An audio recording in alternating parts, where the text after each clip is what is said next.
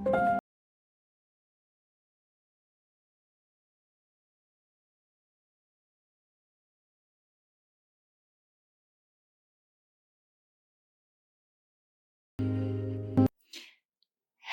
my loves. Welcome back to Chemistry with Kismet Tarot. I'm Monica, the Kismet Chemist. If you're new to my channel, welcome. Welcome to the family. I'm honored to have you. If you're returning, welcome back. I have missed you. All right, you guys. So the number one category that people requested was weekly guidance. And instead of doing this is what to expect for the week, how I wanted to do that was bringing out some of the things that you can do for self-awareness, for self-care, because I know on my journey, it was really hard to know where to start, how to start, what to focus on.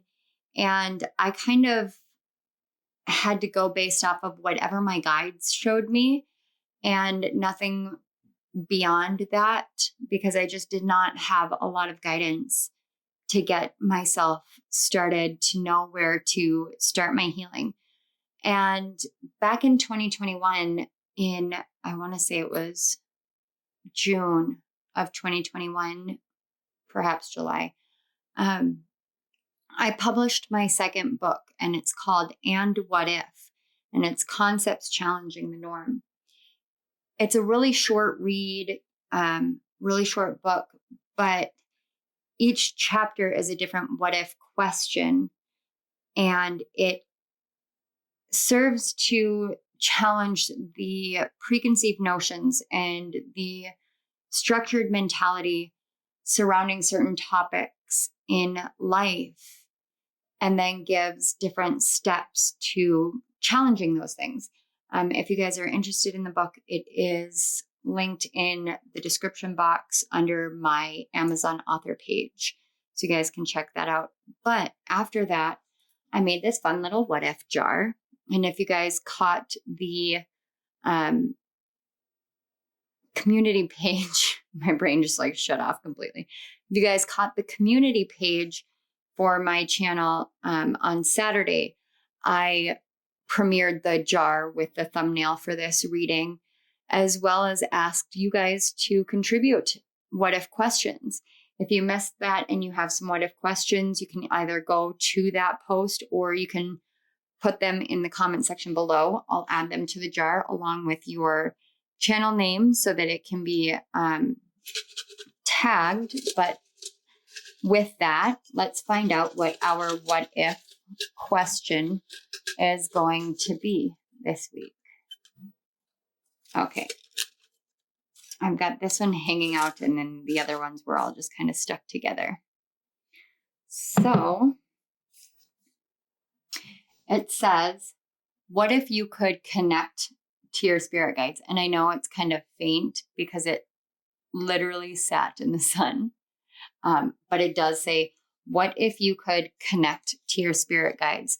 So this speaks to the inner self-doubt that you're able to connect to your spirit guides, that your spirit guides are speaking with you or connecting to you. But also there is an energy here of helping you to connect with them on a more natural level, in a more natural way, rather than kind of structuring your connection to them based off of what other people say. So with that, because I am technically another person saying something, I want you guys to use your highest level of discernment on that one, because if it doesn't sound like it would be a natural way to connect, I don't want you to try and change that. But we're going to be looking at what if you could connect to your spirit guides. So without further ado, we have 4 piles. I didn't do anything to set each pile off differently beyond obviously the cards of the core energies are going to be different. Are going to be different. I had to hiccup. They are going to be different cards, so the energies are going to be different. I want you to really, really tap deeply into your intuition. Trust yourself, trust your intuition, your discernment. your directionality on this one and trust that you'll be led to the right pile. If there are multiple piles for you, remember that all healing is a journey. And with these messages, a big focus of them is helping you to do shadow work, helping you to do your healing work, to move in a more mindful, conscious, and intentional way and purposeful way in your life. And sometimes too much of a good thing is not a good thing. So don't try to overtax yourself. Take it easy on yourself. Give yourself a lot of grace and know that these are timeless messages. So you can always come back to other piles if you feel so called to. I am going to set up an entire playlist for the What If weeklies so that they're compiled somewhere specific, because I don't know how many weeks we're going to do this. We're just going to go until either we run out of what if questions or until I feel called elsewhere, essentially. So with that being said, guys, I know this got to be longer than I intended, but I'm going to leave it here. I will see you guys at your piles. Timestamps are in the description box as well as the comment section below. Hello, pile one. All right, if you guys chose this first pile, this is essentially the answer to what if you could connect with your spirit guides. So we're going to take a look at the oracle cards first. We're going to do these three, and then we'll look at the mindful messages, and then we'll get some clarifiers with the tarot. And I have some chakra and astrological stuff so that your guides can give a little bit more direction. So let's take a look. We have the card 24 with lust, 11, comfort and hearth, and the card 17 with love. Love surrounds all your connections. Move forward positively in all areas of your life. Okay, so first thing is first.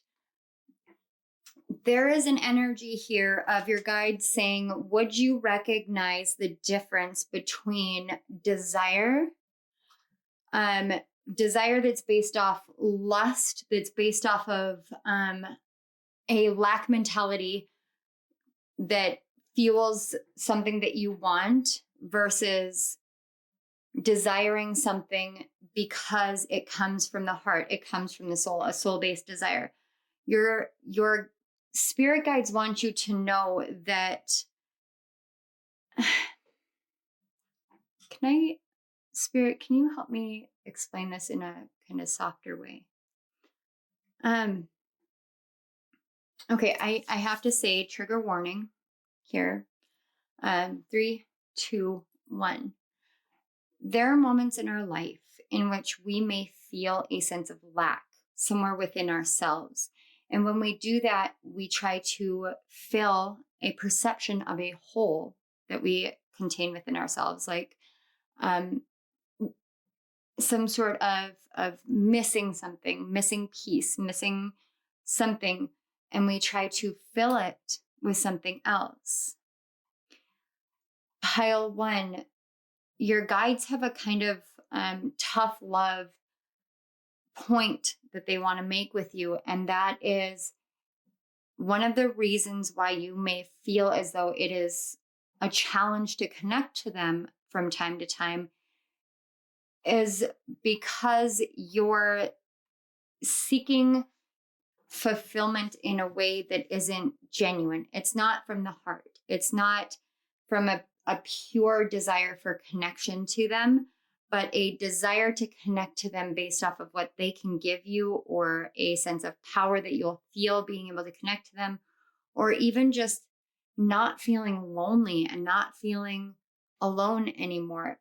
They want you to know that when you connect with them, it is as comfortable as being barefoot on the rug in your own home in front of the fireplace, relaxing. And even if you don't have that specific setting, it's about the perception of what that setting is.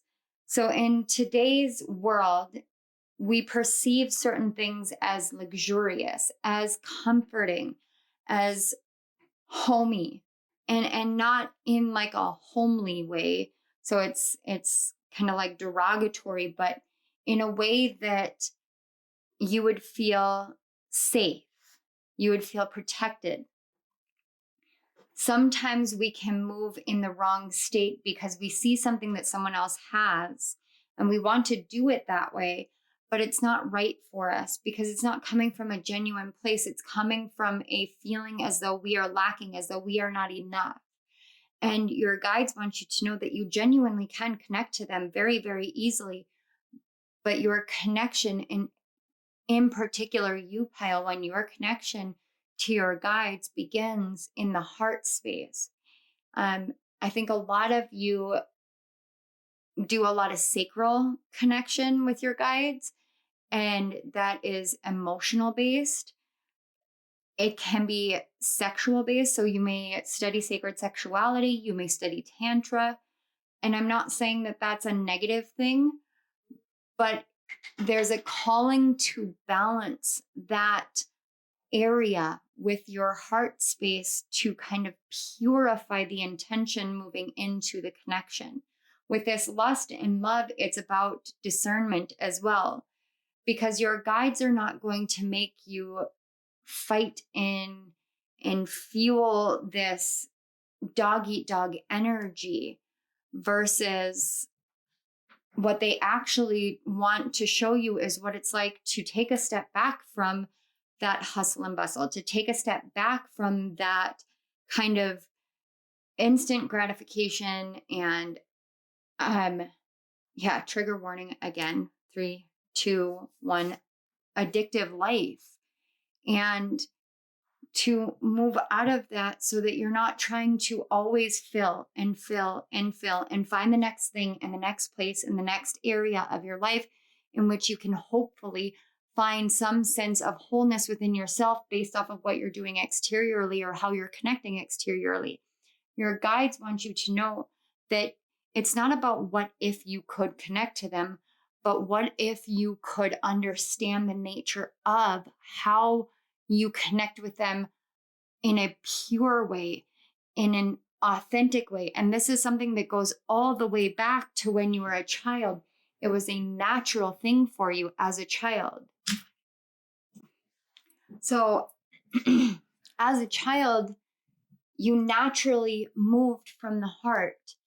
And over time, and I resonate with this very deeply myself, over time, when you are moving from that place as a child, life comes in.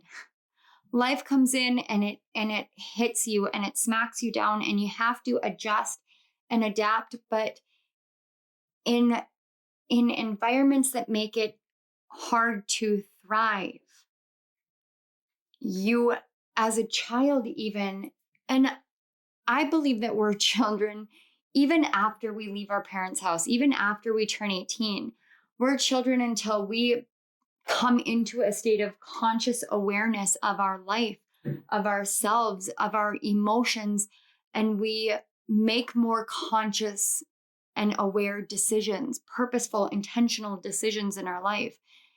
And some of us don't genuinely move out of that childlike fear and conditioned response sets for a long time, if ever. And you're ahead of the game in that already because you're here, which means that you're working through this in the sense of, why do I respond this way? Why do I act this way? Why do I want this? The more that you ask yourself those really challenging why questions, the more you actually pull back out that essence of childlike innocence, but you're able to connect to it in a more consciously aware, grown way. I don't like using the adult thing.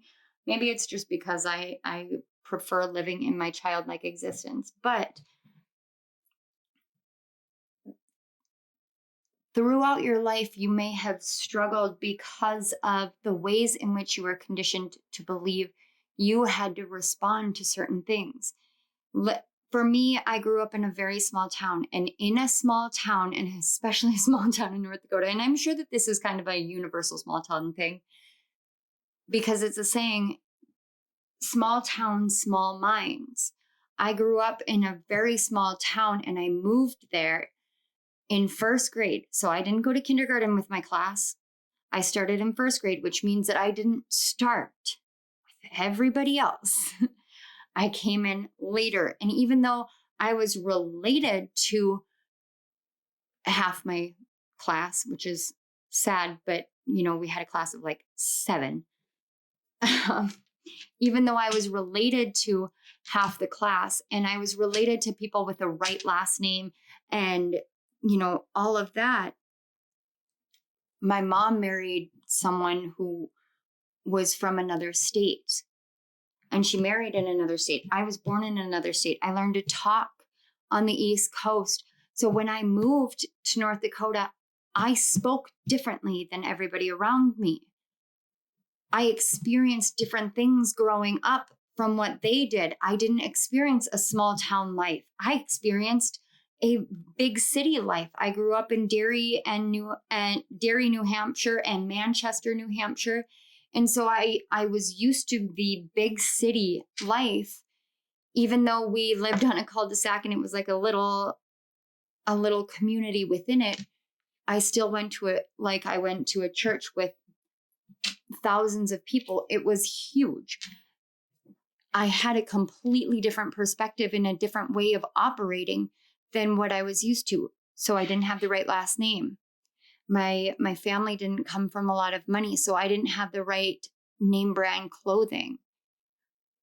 My dad was known as the town drunk, so that worked against me too.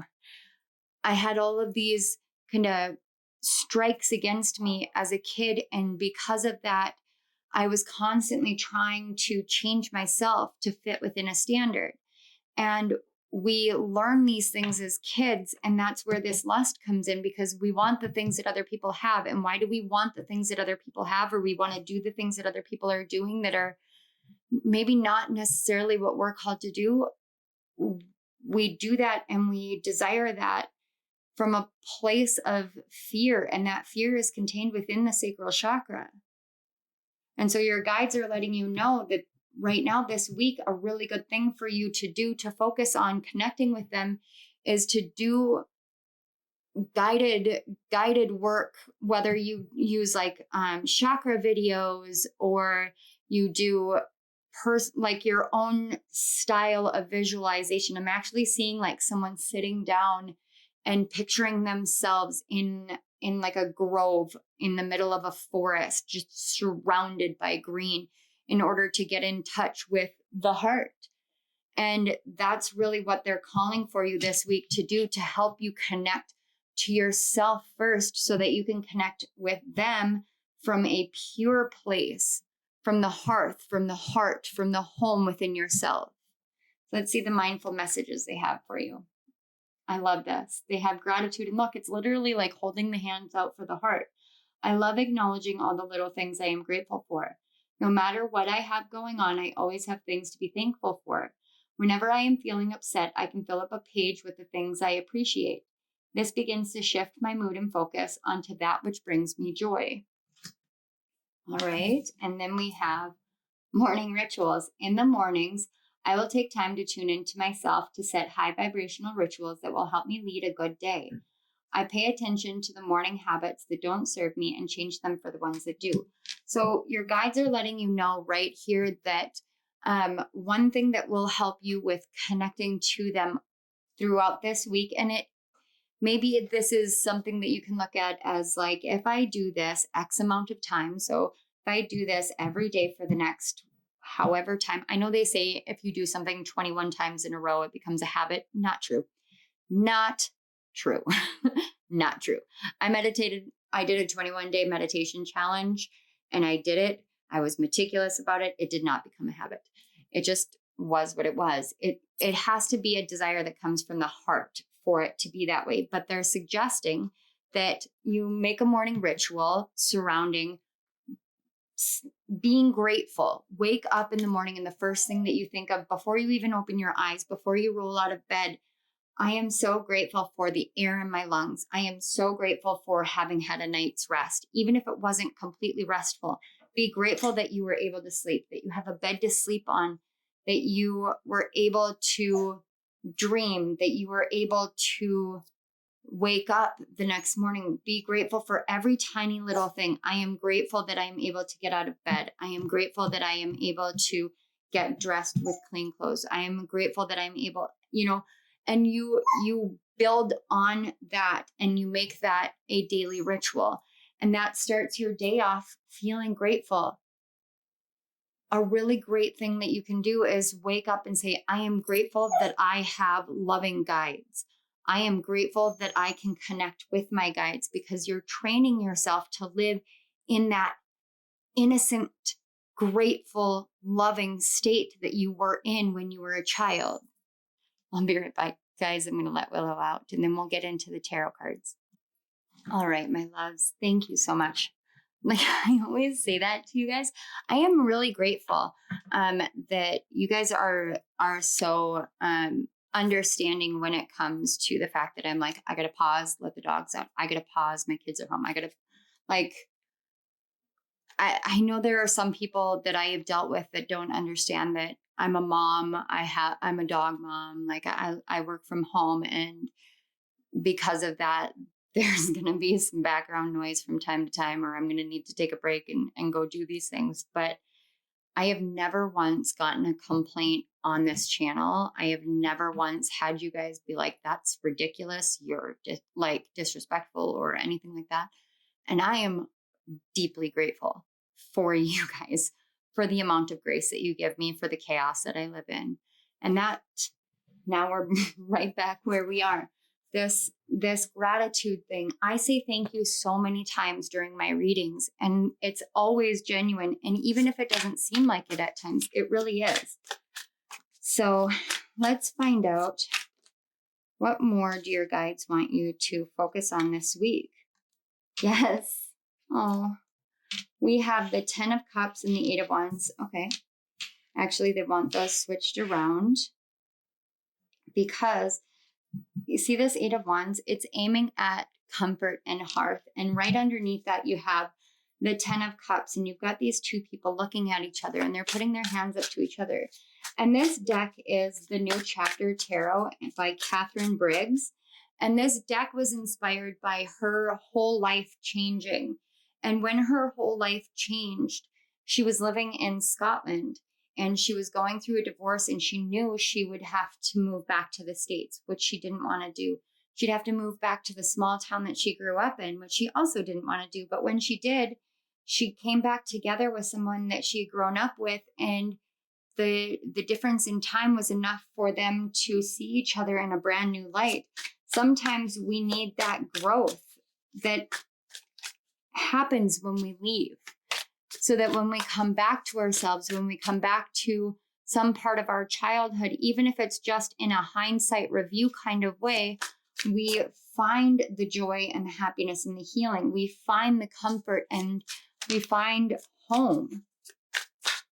And in this way, we've got the 10 of Cups. I mean, you're finding that circle of life happily ever after, rainbow flowers and happiness. I mean, I know that seems naive, and it can seem naive when you're still in that state of struggling to feel like you can connect with your guides, but they're letting you know, like, it's possible there.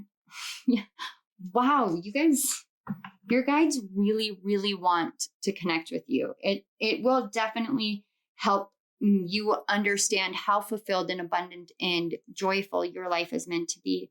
On the back, we have the High Priestess, and this is representing 3 different goddesses here. But more than anything, this is about all the different aspects of who you are and what you contain within yourself. In a big way, it's 3 different goddesses, but it's also the maiden, the mother, and the crone.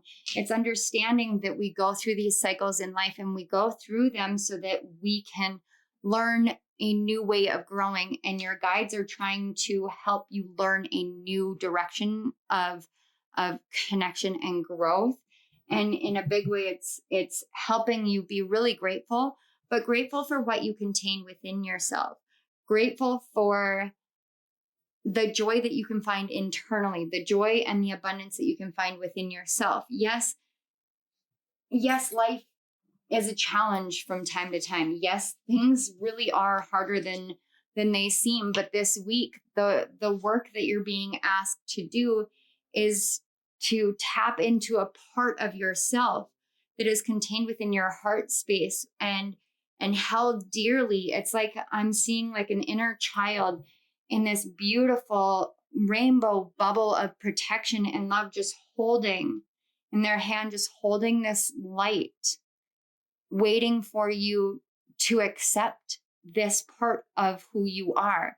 And your guides are letting you know, the more that you cultivate an attitude of gratitude and really set yourself on the path of every morning, I wake up and I am grateful for this. I am grateful that there is another day. I am grateful that I exist. I am grateful for the air in my lungs. I'm grateful for the fact that I can move my hands. Just anything to help get you onto that. But more than anything, they're saying, wake up every day and say, I am grateful that I have loving guides, because they are loving guides and they are loving towards you and they do want to connect with you. And when you can love yourself and understand that they're here to help you in this area, to help you discern where it is that you're trying to fill a sense of lack, they're doing this not because they're being hard on you. Like I said, it's a hard truth, or tough love is how I said it, but they're not doing it to be hard on you. They are doing it to help you understand that you have a more authentic part of who you are.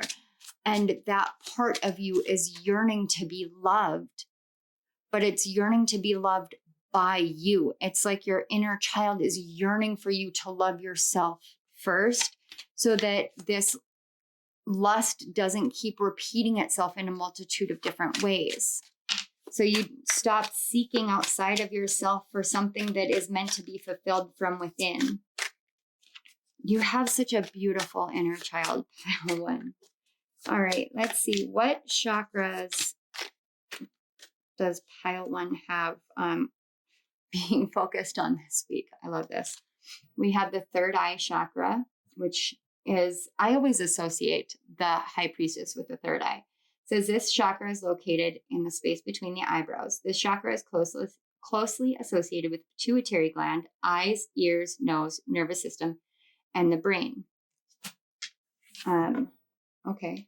They want that right here because this is an energy that they're trying to help you learn to love and feel more emotionally fulfilled by utilizing. So when you're utilizing spiritual gifts and psychic gifts and you aren't fully tapped into the heart, sometimes that doesn't translate into the ways that you use it. And other people are sensitive to that, but you're also sensitive to that. And so you can overuse that third eye because it's not being balanced enough within.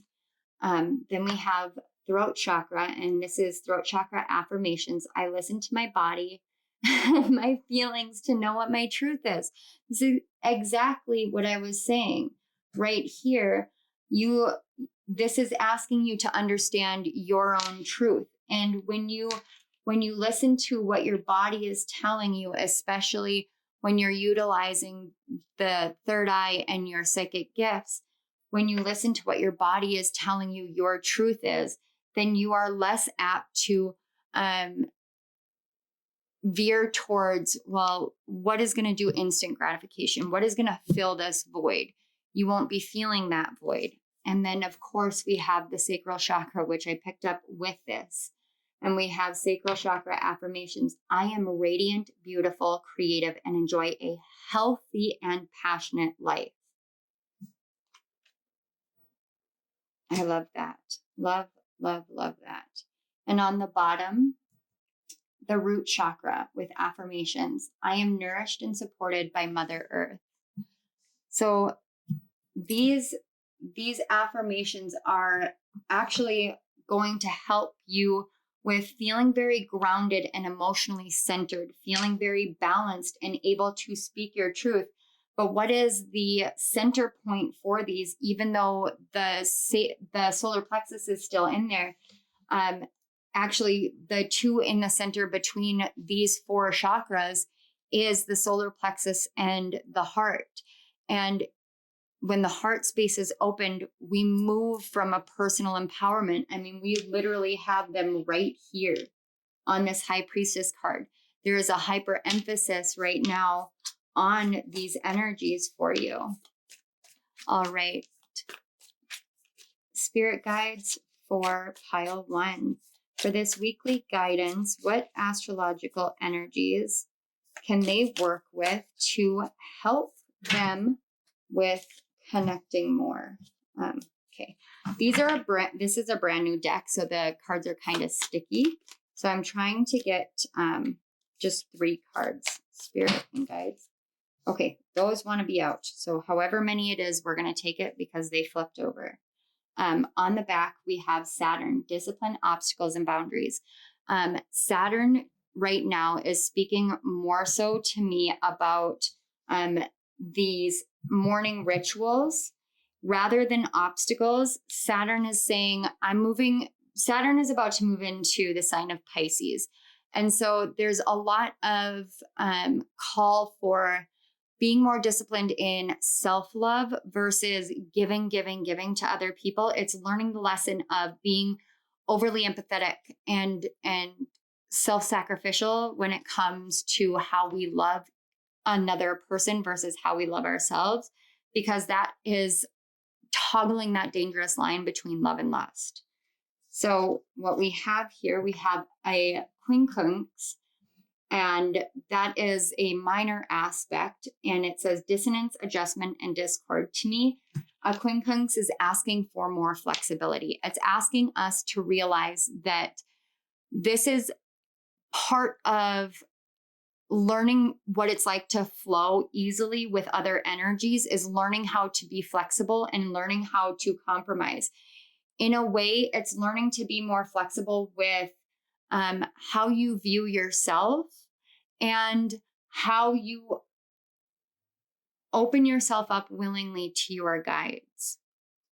Now, we also have Neptune, which I was picking up that Piscean energy. So once Saturn moves into Pisces, he falls under the rulership of Neptune. So he's asking us about how also we prioritize our own mysticism, our own spirituality, our own psychic gifts, our own dreams and wishes, and how we allow for our understanding and awareness and hindsight capabilities in looking at the past to determine how we want to move forward and make conscious decisions in the present. So it says mysticism, spirituality, and escapism. Put that right down here. You guys can still see that. I love these cards. They're so pretty. These are from the creators of Mystic Mondays. It's the Astro Alignment deck. I really should make like an Amazon. I think you can make an Amazon page for suggested decks. I have to look at that and see if I can add it to my author page. So we have first quarter moon, momentum, initiative, magnetism. Okay. And then we have opposition, resistance, struggle, and polarity. For me, opposition is that yin and yang. It is learning how to find the balance. So a first quarter moon is when the sun and the moon are at a 90-degree angle or squaring off with each other. That means that they're moving towards an opposition. So what we can learn in this moment during a first quarter moon is how we can take tension and utilize it to bring in more balance as we take initiative surrounding our own flexibility, our own changes, our own perceptions, our own discipline in our life. Your guides are acknowledging that things have not always been easy. You've been asked a lot. With an opposition with a Queen Kunks and with Saturn coming out, you've been asked a lot. And considering the first quarter moon, even though it's about momentum and initiative, it also is a tension energy. It's the tension that launches you into the momentum of that 8 of Wands energy.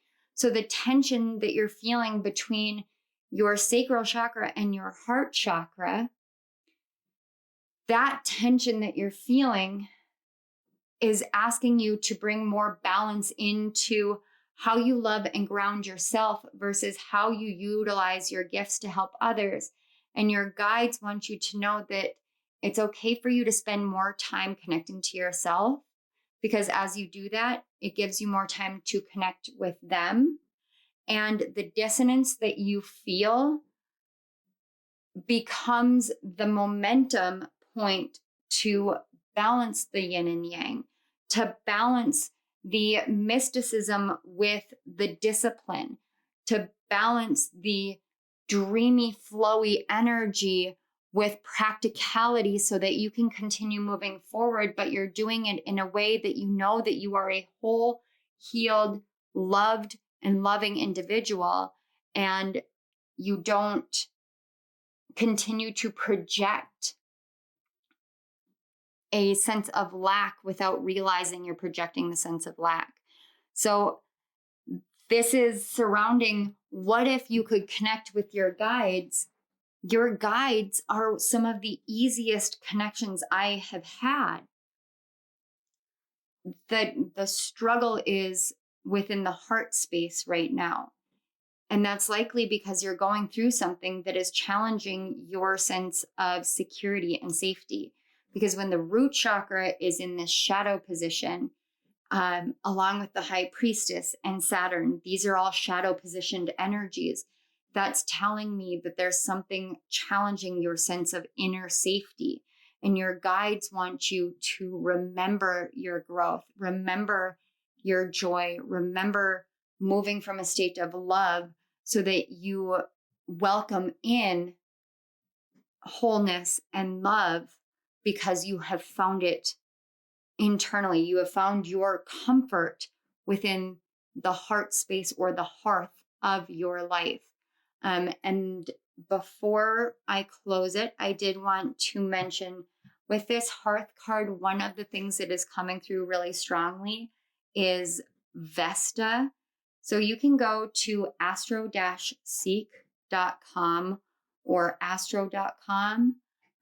Either one of those are the websites that I suggest because those are the ones that I use the most for anything astrological. And you can look at your natal chart and you can look at asteroids within your natal chart. And if you look at where your Vesta placement is, Vesta is the representative in your chart of hearth and home and the inner sacred flame. It's that light that your inner child is holding for you. If you look into your natal chart, your Vesta placement could help you learn the energy surrounding connecting to that inner light and your inner child. And they really are showing me Vesta right now for you to help. And that can help you connect with them as well. That's interesting. I would be curious to know if you have Vesta in your 11th or your 2nd house. If you guys feel comfortable sharing, please let me know down in the comment section. All right, pile 1. I genuinely did not expect these messages to be as long as this. But when we're doing heart work and shadow work and stuff like that, if I can give you guys more information, I would rather do that, honestly. And your guides really had a lot to say. So I do want to say thank you so much for being here, for navigating through these waters with me, for bringing your energy to my channel. I want to say thank you to your guides and my guides and spirit for facilitating the connection between our energies, allowing these messages to flow through me to get to you. I am truly, truly honored, and I am so deeply grateful. Thank you so much. Pile 1, I love you guys. If this resonated and you feel called, you can do an equal energy exchange. I go over this every reading. The easiest equal energy exchange, watching my ads before, during, and after my videos, liking, commenting, subscribing, interacting with my channel and with the videos really does help my channel more than you guys realize. It really does.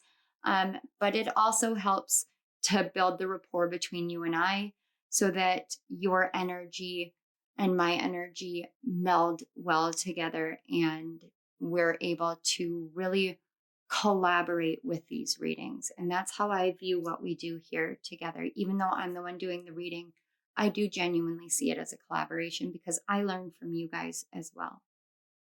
All right, pile 1, I am deeply grateful for you, and I am sending you an offering from my heart to yours of gratitude through this reading and through any and all interactions. You guys just let me know, pile 1.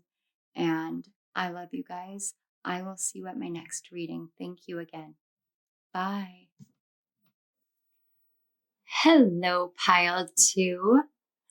All right. So welcome to the first ever What If weekly guidance.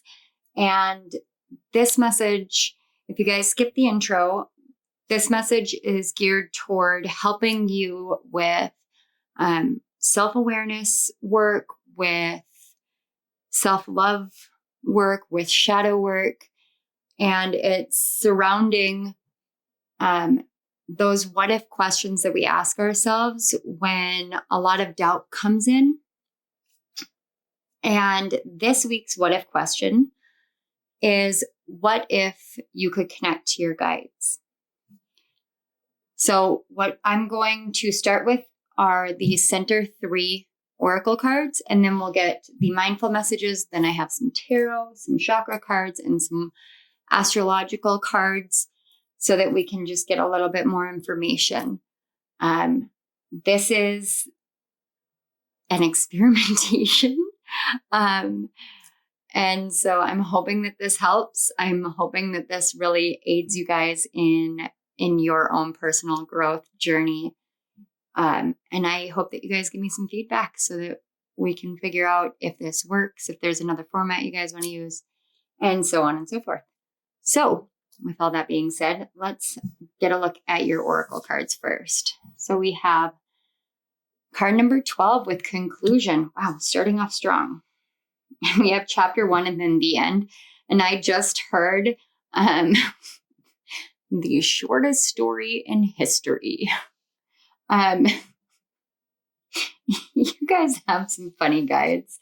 They have a very playful energy. Card number 9, power and volcanoes. Wow. Okay. And another card number 9, eagle. You will soar towards your destiny with greater clarity and strength. Okay. Number 1, I am getting this energy of any doubts, any fears, any insecurities that you once held regarding connecting with your guides, your spiritual power, your personal power, your alignment, your balance, your perception, and what you're here to do.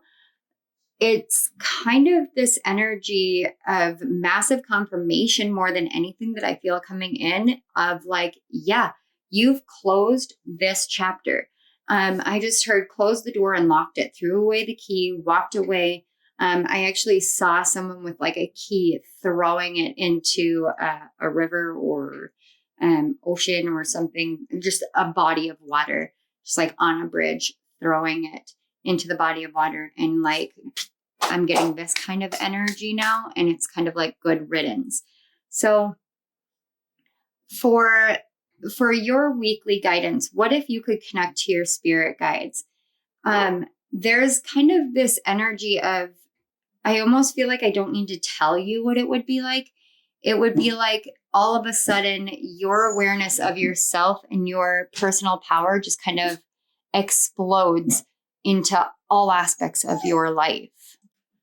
All right. This is this is a significantly different energy than pile 1 was. With your guys's energy, I feel like you guys already have a kind of clear-cut view about your guides, your mission. I do, however, feel, especially with this power and volcanoes, is there is an energy within you that is, how do I say this, Spirit? I just heard bubbling to the surface. So when we think about volcanoes, I know this one is literally exploding, but one of the things about volcanoes is they can go for a very, very long time being dormant.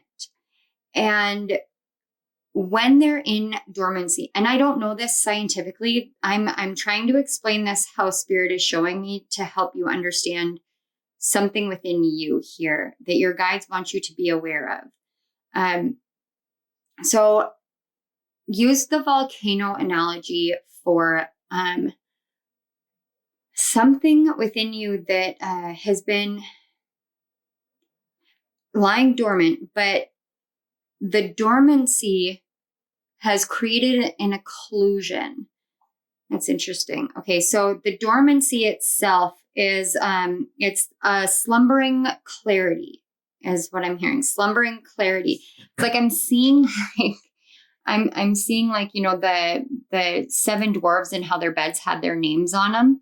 It's like all of them are awake, but there's one in the middle, and that's clarity. And clarity is still slumbering. So your guides are letting you know that the chapter, whatever phase you are on or have been on recently, number 1, closing that door has dramatically changed the way that you perceive yourself, your gifts, and your guides. And some of you may actually be physically seeing things now, as in orbs of light, flashes of light, figures, shadows. I literally just saw a figure out of my peripheral, which is usually how it happens with me. Sometimes it comes in really powerfully. When Archangel Michael first came to me, it was literally like I could just see him in my peripheral vision, just like glorious. It was crazy. Anyway, a chapter that was closed for you means that the slumbering clarity that was within you is now behaving similar to a newly awakened prior dormant volcano. So it's bubbling.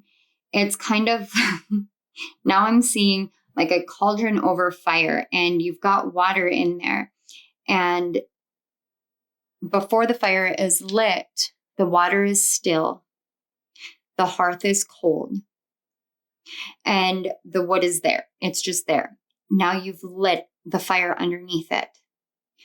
You have lit the fire of clarity within yourself. And as slowly it's coming to life, it's like boiling water, but it's more powerful than that. And there's bubbles popping up. So there's bursts of this power, of this awareness, of this clarity that is popping into your awareness. That would be the flashes of light, the shadows out of the peripheral, the figures out of the peripheral, those gifts of sight, those gifts of awareness, realizations where it's like, oh, that makes sense. Now there's a tumble down of understanding for a huge chunk of your life based off of this specific area. that's now coming to light. More and more, this is building and building and building. And it's like this surging underneath of magma and lava from the volcano. Eventually it's going to erupt into your awareness. It's going to erupt into your life. And it is going to come forth in the form of utter clarity, but it's going to be like tapping into ancient roots of an ancient soul lying in dormancy within you. It's awakening, awakened, coming forth, coming through. What you don't realize is the silence. The silence led you here, but the silence is there so you can hear the popping. This is so on another level. I can't, I'm not even going to try and filter these messages. I'm just going to allow them to flow through me, because there's something here that I feel as though you'll understand. If you're right now in a phase where it feels like your guides have been silent for a very long time, and by a very long time, it literally could have been just a couple of hours where you're used to a lot of noise from your guides and from the spiritual realm. And then all of a sudden it's like crickets, or not even crickets. You can't even bring up the notion or the clairaudient sound of crickets. Whereas in the past you might be able to. This is because your internal, it's like an internal alarm clock is being recalibrated, but it's not quite an alarm clock. There's an internal device of some sort being recalibrated within you so that you can hear the popping, so that when this explodes, when this erupts, when this power comes forth from you, it isn't a destructive consumption. It's more of a launching. Now I'm seeing like a rocket launching into outer space. It's more of a launching, so that when that higher perspective really settles into your conscious awareness, this higher perspective that you've been seeking for quite some time. I'm hearing decades for some of you. Some of you, this has been, it's been a it's been a spell. It's been a journey. It's been a hot minute for it. And again, I want you guys to remember that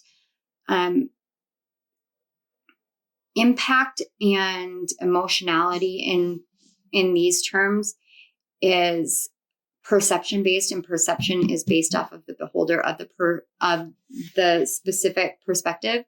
And therefore, if you're seeing something from a certain in a certain lens, from a certain angle, in a certain way, it could feel like decades when it's been 2 weeks. So please adjust accordingly, because I don't want to diminish or negate someone who is here where everything has been shifted suddenly. It could have been within 12 hours, 12 days, 12 years, 12 weeks, anything of that nature, or within the last year, or since December or September. I just want to play off of the numbers that I have in front of me to help you guys. But the 12 feels more significant for the time frame, so please apply it. And I do mean that sincerely when it comes to 12 hours. If you know that your norm has been knocked off kilter and you're looking for some sort of guidance or advice, you were not led here for no reason.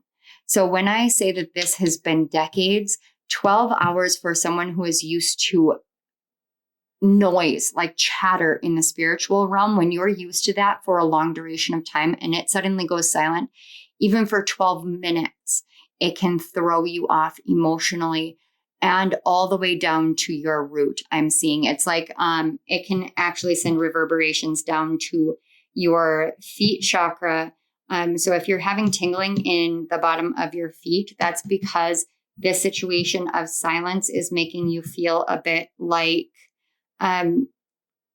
ungrounded or too grounded.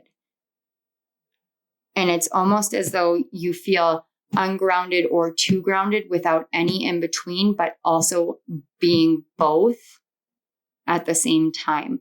So it's the way that it feels when I look at the number 12 itself is incredibly off kilter. It's very discombobulating. So any kind of time frame that I give, please apply it in emotionality, physicality, and energetic interaction rather than the logical perception of linear time, because that doesn't matter here. Wow, you guys are seriously on another plane of conscious awareness, and I am very impressed. I also want to tell you, pile 2, I am incredibly honored to have someone of your caliber of energy, awareness, spiritual ascension, and gifts here on my channel. So thank you for being here. Let's take a look at these messages. Okay, we have follow my joy. Today, I will write down 10 things I enjoy doing, the things that make me feel good and raise my mood. Then I'll pick one or as many as I feel guided to and go do it. When I'm having fun and enjoying life, I am in a state of allowing for all that I desire. I feel something coming in with that, but I want to take a look at this one first. But I do want to point out before we look, the coloration of this, even though on the camera right now it looks a little bit pink. I want to see if I move it closer to you.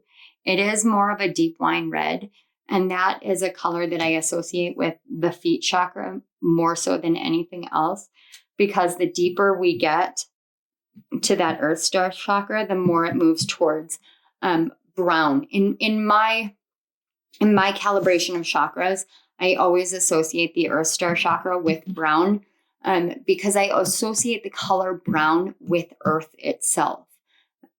In the wintertime, the dominant color of the world is brown, and it is the hermit time where we're really called to regroup and recalibrate.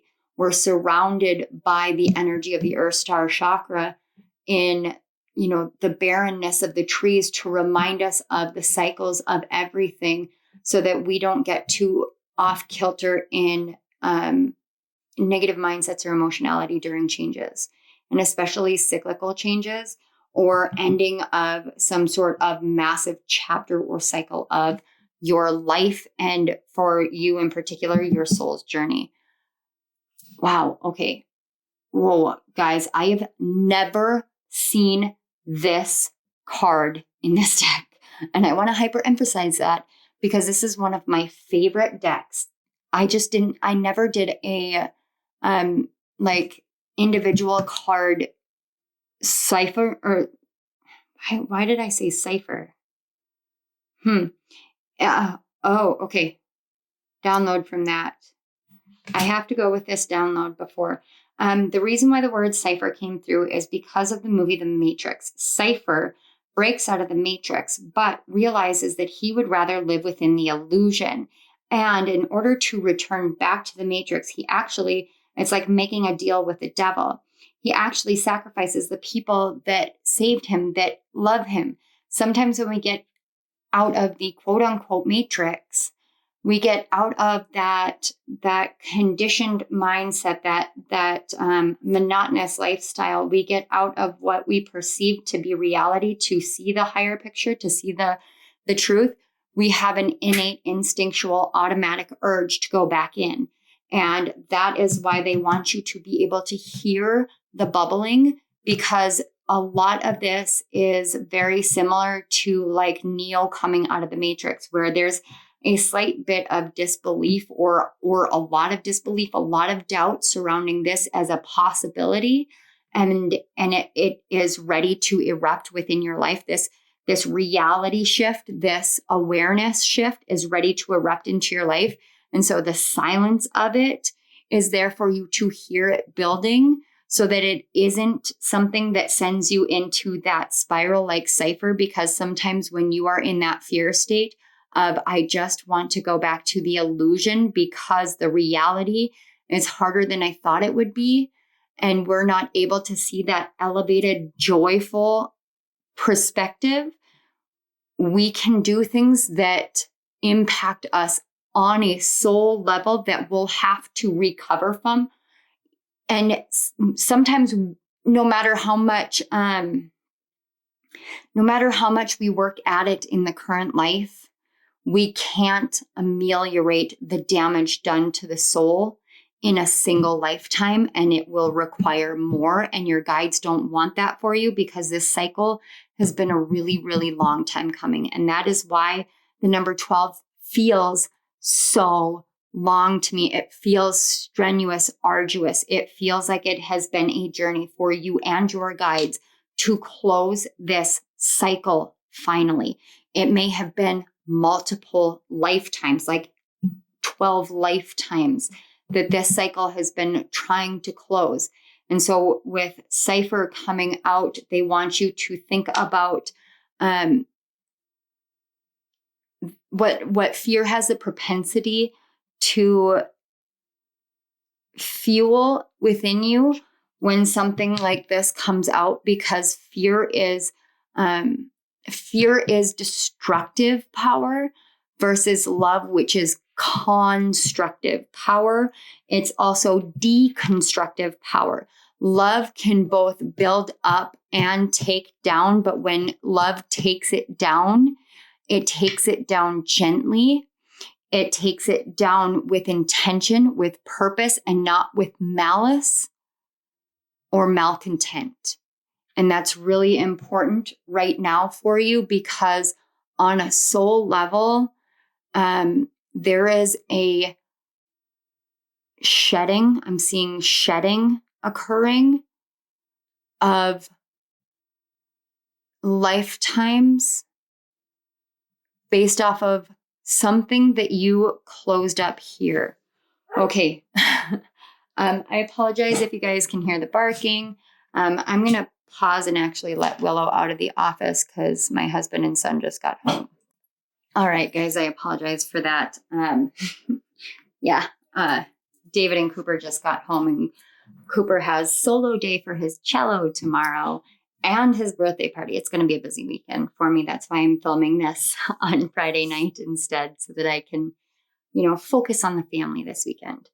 But what we were saying, we have returned to the body. And remember what I said about you guys maybe going through this very discombobulating feeling of being both too grounded and ungrounded at the same time. That can make it really hard for you to feel as though you are in your body, because it's almost like this, I'm seeing this kind of tension. It's like when you're doing resistance training and there's all that tension and you're really struggling to pull it apart. It's like you want to disengage the feeling of experiencing both at the same time, but you're not quite able to yank it apart. So you have a lot of tension with that. And the tension itself is causing more tension as you fight against it. And because of that, your whole body could be feeling tension without you actually being able to physically feel it completely, because it's more of an energetic and a mental and emotional focus. And there are moments in our life and on our journey when we are so focused on that area, we actually aren't in our body and attuned to our body enough to know that we're creating tension. And for you, it might be in the mid to lower back, because I'm feeling it through there right now. Okay, it says return to the body. When I am caught up in a stressful moment, I can move my awareness to my body. Is my jaw clenched? My body tense? How is my posture? This helps me to see where I can relax and let go of tension. Now I can return to any situation more calm and present. Okay, so this is like massive levels of downloads coming in and really sinking into the core of your being but also down into your Earth Star chakra.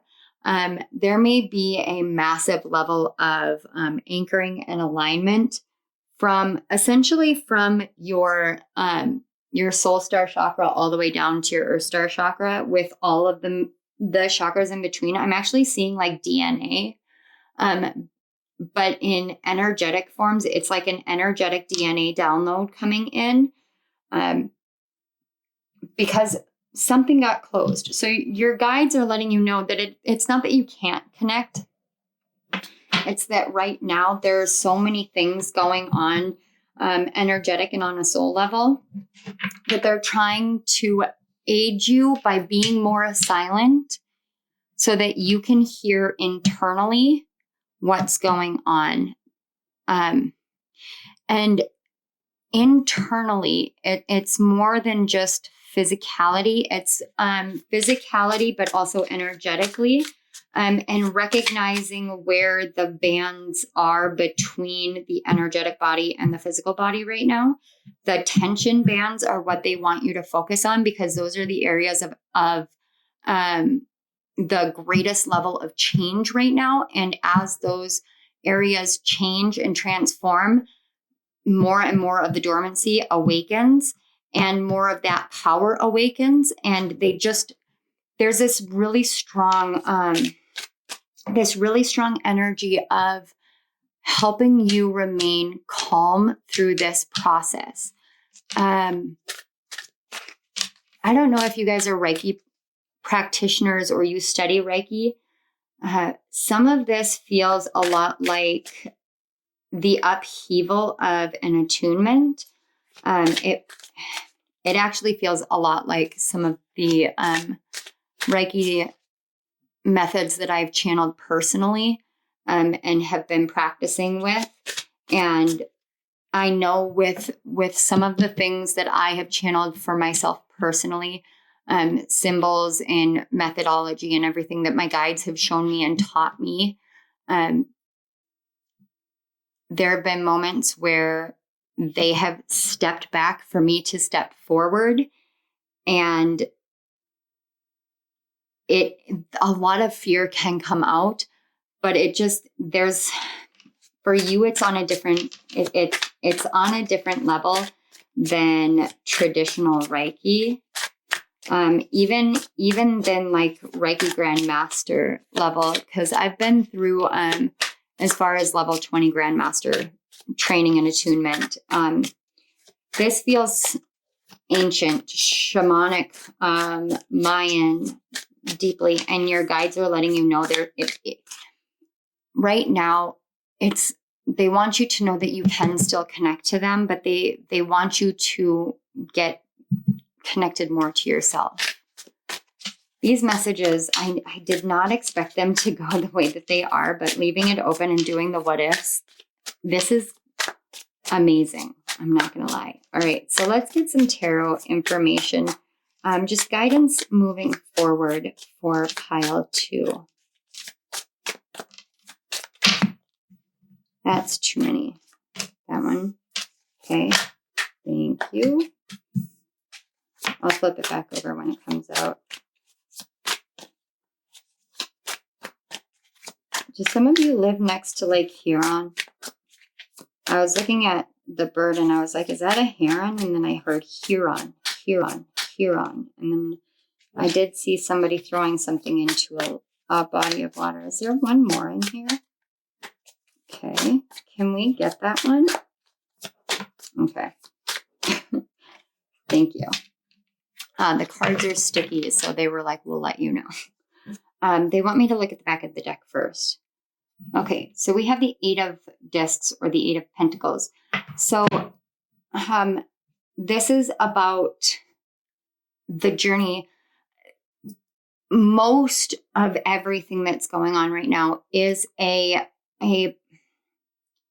manner of perfecting the closure of that chapter, so that it's hearing clean break.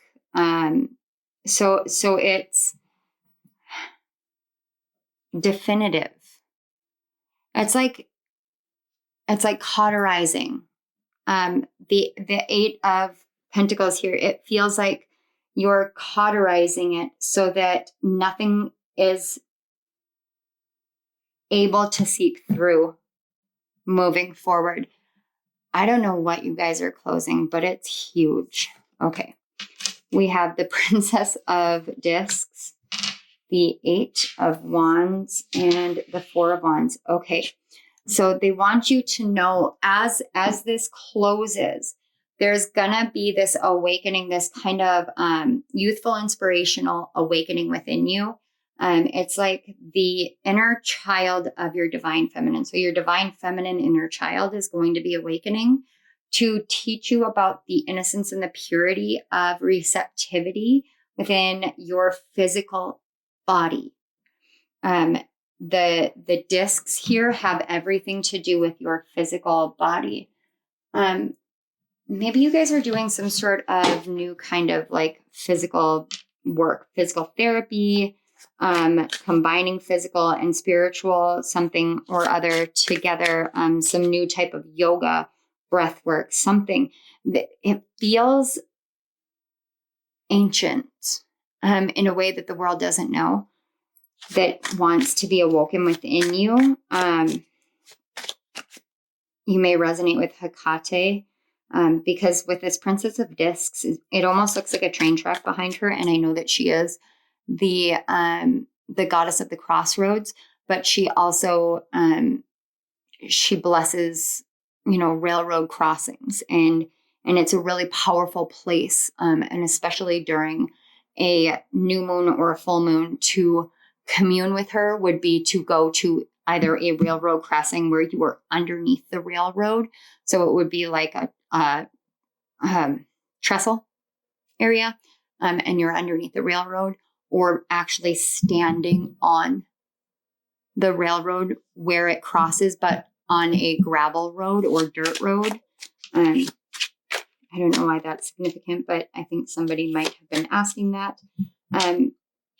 But it's going to help you take aim, and it's taking aim at that higher perspective so that the pathway forward becomes ever more clear. It's like the clarity that is coming in is a clarity of exactly the next steps to take for a physical.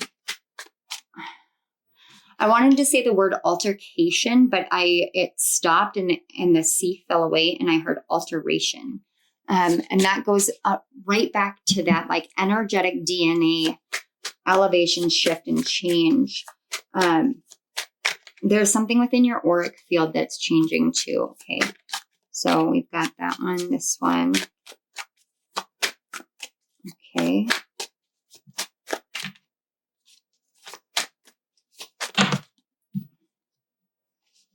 It's too many. 1, 2. They want 4. 4. Okay.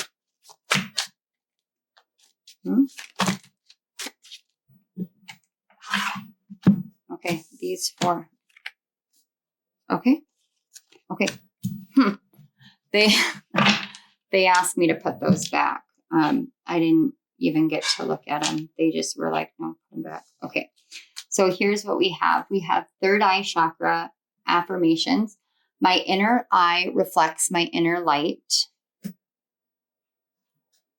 Heart chakra affirmations. My heart is free from all wounds of the past. This right here. Yes. And it's another number 9. 9 is just a really significant number right now, but that's all about closing cycles, moving forward. 8s and 9s are really, really prominent here. 8s and 9s. I just literally 88 and an 8 here and an 8 here. And then we've got 9, 9, 9, and 8 here. Yeah, 8s and 9s are incredibly significant.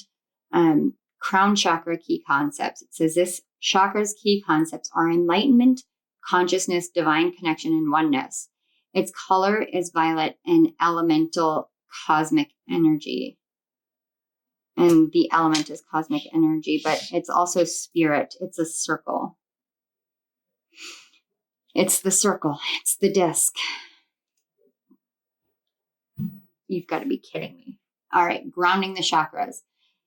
It says music and free expression with dance is a great way to recharge and harmonize your chakras. Dance freely to awaken your inner self. Don't worry about any outside influence other than your own feelings in this moment. Once you have tired this out, lie down and notice how inspired and harmonious you feel. This is a way of helping you get back into your body. That's why they want you to really ground this in, really get this in. I feel like there's parts of you that are aligning cosmically. The cosmic shifts may be deeply impactful. So you want to look at where Aquarius falls into your chart, where Pisces falls into your chart, especially, and Taurus as well, because those are going to be the major focal energies for a while, with Pluto moving into Aquarius, Saturn moving into Pisces, and Jupiter moving into Taurus for the majority of the year. And it actually is going in that order where it will be, I do believe it will be, no, Saturn, then Pluto, then Jupiter, I think. I could be wrong about the order between Saturn and Pluto, but I'm not entirely certain. All right. Okay. And look, 89, sorry. Balancing the crown chakra. We all have the power to connect to our higher selves through meditation and healing. Excessive energy in the chakra may lead to frustration, frequent migraines, and restlessness. Careful balancing of all the chakras by a dedicated healer is recommended. Deficient energy in the chakra can lead to a lack of happiness and joy in life. And it does say follow your joy. So they want to get you back into your body, back connecting with things that make you feel happy, or finding new things to make yourself feel happy, because what is awakening within you is powerful. And they don't want, I just keep getting this like calm. Calm is what you need right here. And we have all these higher chakras. So grounding yourself back down, getting back into your body. This is a very powerful elevation and upgrade going on. You might want to check what your 8th and 9th houses are. Oh my God, you've got to be freaking kidding me. All right. We have transits, insight, movement, and change. This is literally what I was just talking about with Saturn and Pluto and Jupiter and the transits. The transits are deeply impacting you right now and helping with this awakening. Wow. Okay. And then we have Mars. Okay. So Mars will be transiting out of Gemini and into Cancer soon. We have competition, action, and willpower. But I get this feeling that Mars is popping out because Mars is coming to the end next month in March. Mars comes to the end of the post-shadow period from the retrograde through Gemini, and then starts moving through the signs normally. So yeah, that's significant. All right. The last one we have is mutable. Mars is literally in Gemini, which is a mutable sign. Versatility, flexibility, adaptability. Okay. And then on the back, we have Venus, beauty, artistry, and love.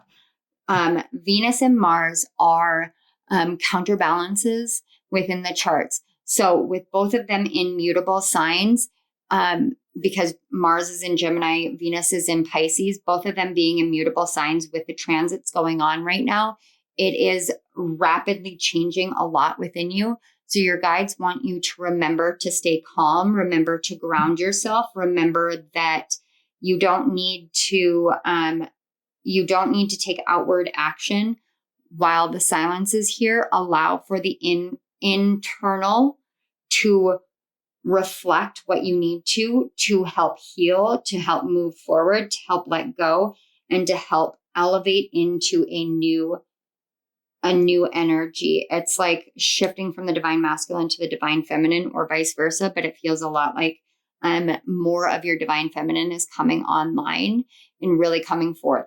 So this week with the transits, pay attention to Mars and Venus in particular. You guys can check the transits out at astro-seek.com or astro.com. just be conscientious about them and where they're falling in your chart and interacting with them.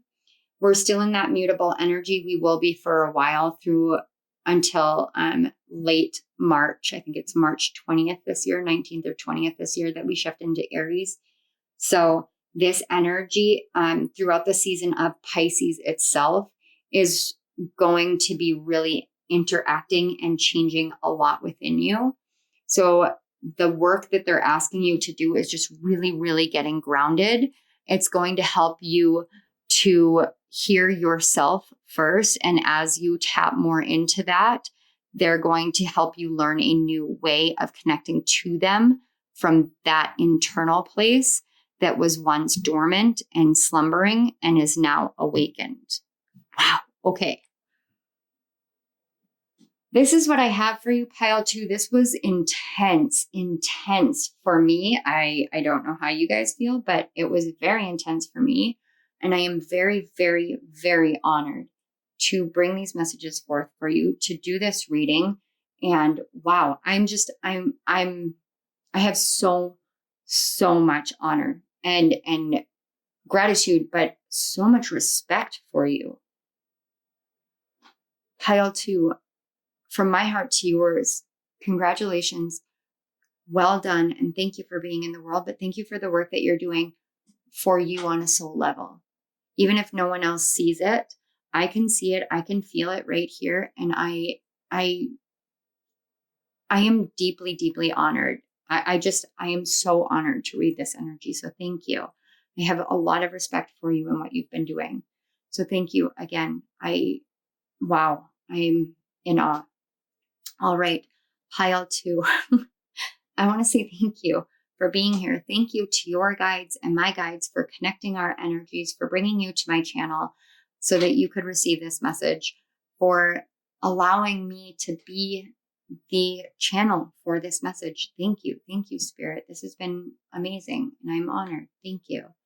I want to say thank you so much again for being here.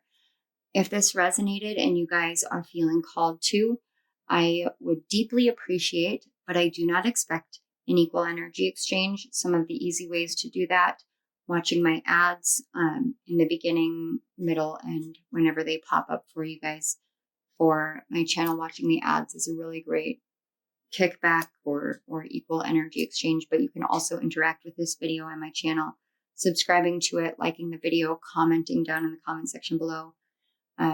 Everything is welcome. I'm really honored. If you guys are interested in any of my other projects, you can find the links in the description box, links to my author page on Amazon, links to my second astrological channel called Rising Sign Messages, and links to donate to my channel. Pile 2. It's been an honor. It's been a privilege. Thank you. I will see you guys at my next reading, I hope. Bye. Hello, pile 3. If you chose the third pile, this is your weekly what if message. So in the situation that you guys may have skipped the intro, totally understand, no big deal. The way that these weekly readings are being designed is to look at a what if question that may have been in your energy field, on your mind, kind of hindering or halting any kind of progress because of doubt, because of guilt, because it's part of your shadow. And it's my intention through doing these to kind of deviate from what I've seen with other weekly guidance messages, and to have these be weekly guidance messages that are tools to aid you in personal growth, spiritual growth, loving yourself more, shadow work. So with that, we do have the oracle cards here. So I'm going to take a look at these 3 center ones, and then we'll get the mindful messages after that. And I don't know what to expect. I have filmed piles 1 and 2, and It was not what I expected. The messages have been beautiful. They have been deep. They have been profound. They have been very long. I know I myself have spent a lot of time thinking about and reflecting on what it is that these messages are, because they're going the direction they want to. So, pile 3, the question is, what if you could connect with your spirit guides? So let's take a look at the oracle cards to start the message off. Okay, so we have the card 27 with hope, 35, fecundity and rain, and finally we have the card 1 with abundance. And it says, lucky times are ahead of you, along with good news, success, and prosperity. Okay, so the first thing that I am getting here is, when we're dealing with a question like, what if you could connect to your spirit guides? It implies that there is an energy of resistance, denial. And when we ask ourselves these what if questions, it's because there's also a desire, a want, a hope, a need in this realm, saying, this is what I am desiring. This is what I am aiming for. What if I could connect with my spirit guides? What if, pile 3, you could connect with your spirit guides? If you are, as I'm picking up right now, in the midst of a spiritual awakening and or ascension process, and you're finding yourself doing the dark night cycles. So what the dark night cycles are these time frames in which you're kind of launched into a dark night of the soul, and you do the work and you navigate through that underworld energy, and you really grow and change, and you really get in deep into that shadow work, and you find a sense of completion. And every time there's that sense of completion, there's the emergence into what is expected to be a stage of growth and light and joy and enjoyment. There's that hope there. And when there's a lot of shadow work to do, we can have periods of time in which those are actually just breaks from the dark night. So it feels like we go through the dark night of the soul, and then we're offered this little slice of light. And after that, we get launched right back into that dark night of the soul. And when you do those cycles for long enough, the slices feel like they are smaller and smaller and smaller. And it can feel like you're constantly holding your hands out, expecting this to come in. And as they continue to feel smaller and sometimes even remain in a lessening state, there are parts of this spiritual journey we lose sight of. The first one is connection to our guides and feeling supported and feeling that love and feeling that camaraderie with our spirit guides and our spirit team.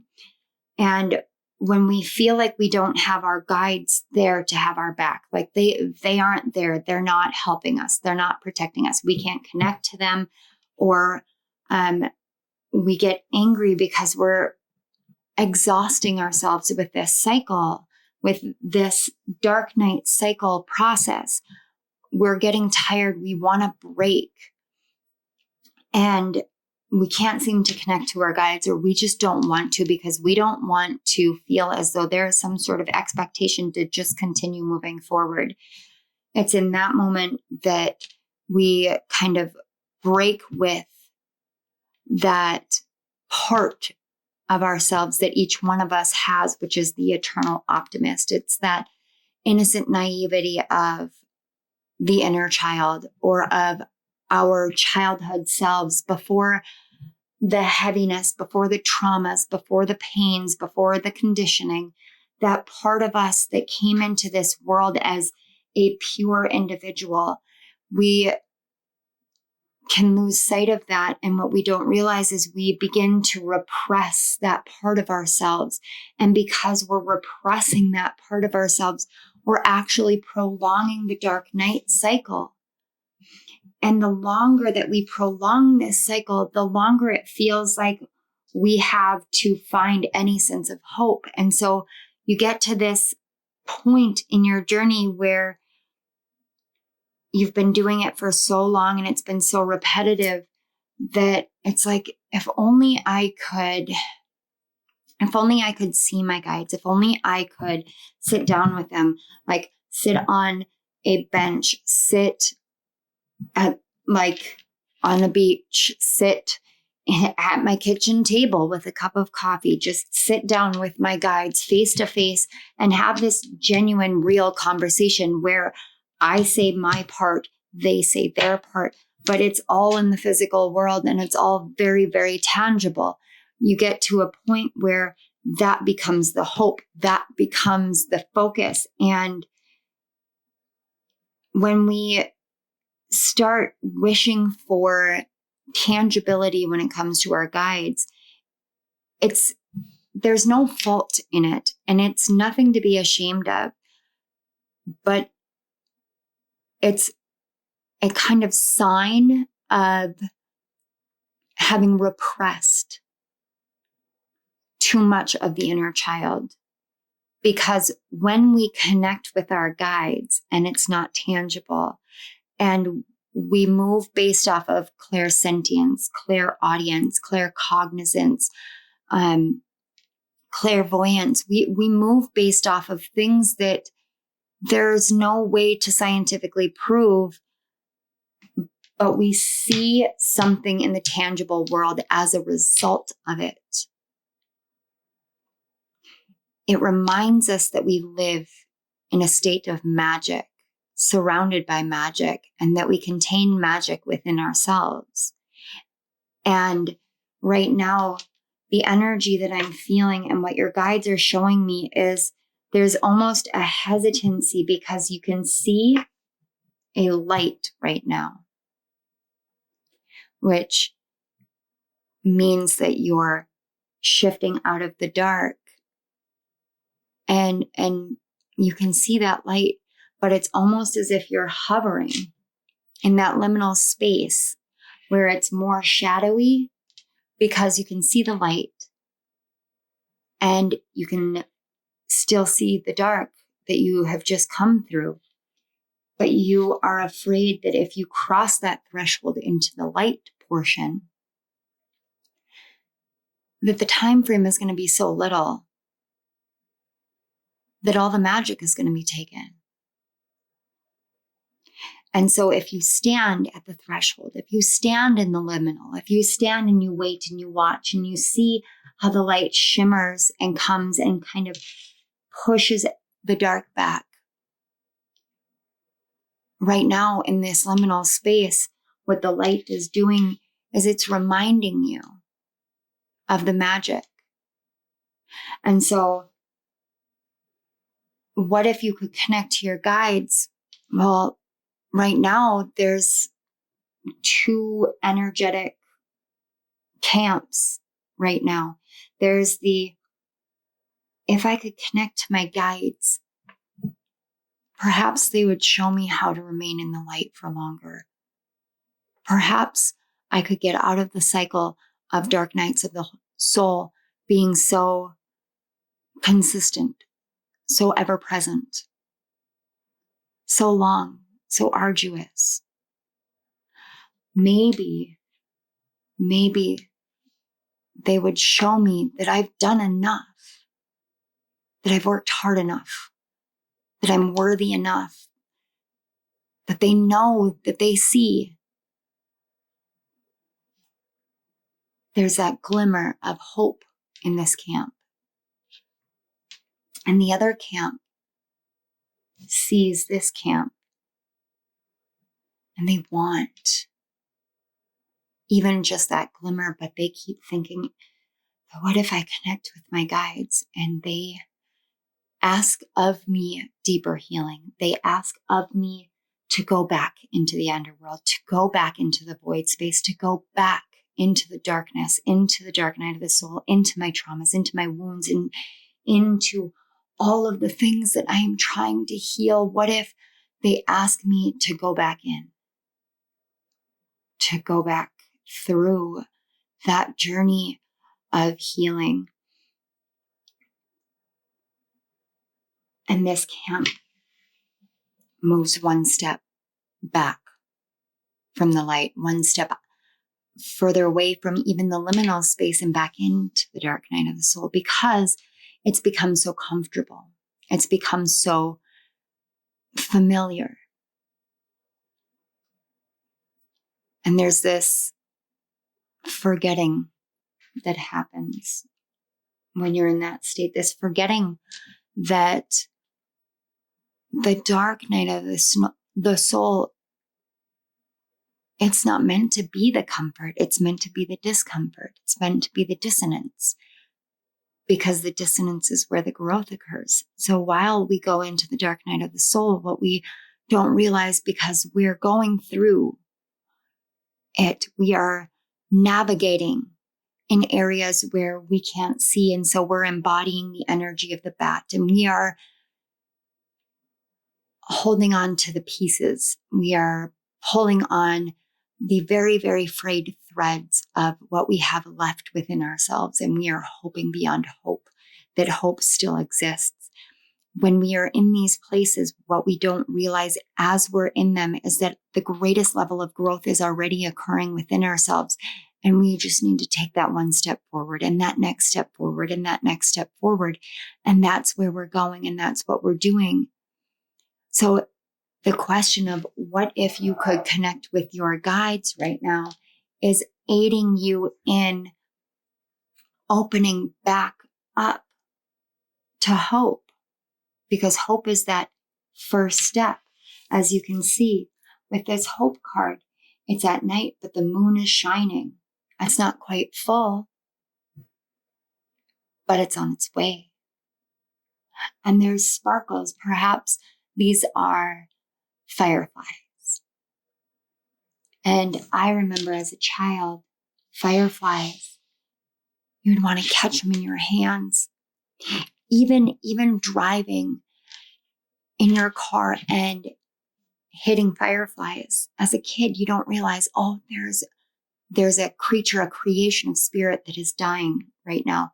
No, what you see is you see this big burst of neon green light, and it gets all over the windshield, and it's like being at this rainbow party and this heart-centered explosion everywhere. And it feels like magic is happening. And of course, your parents, they get really frustrated because it's another bug on the windshield. And you just think, well, why don't they see this?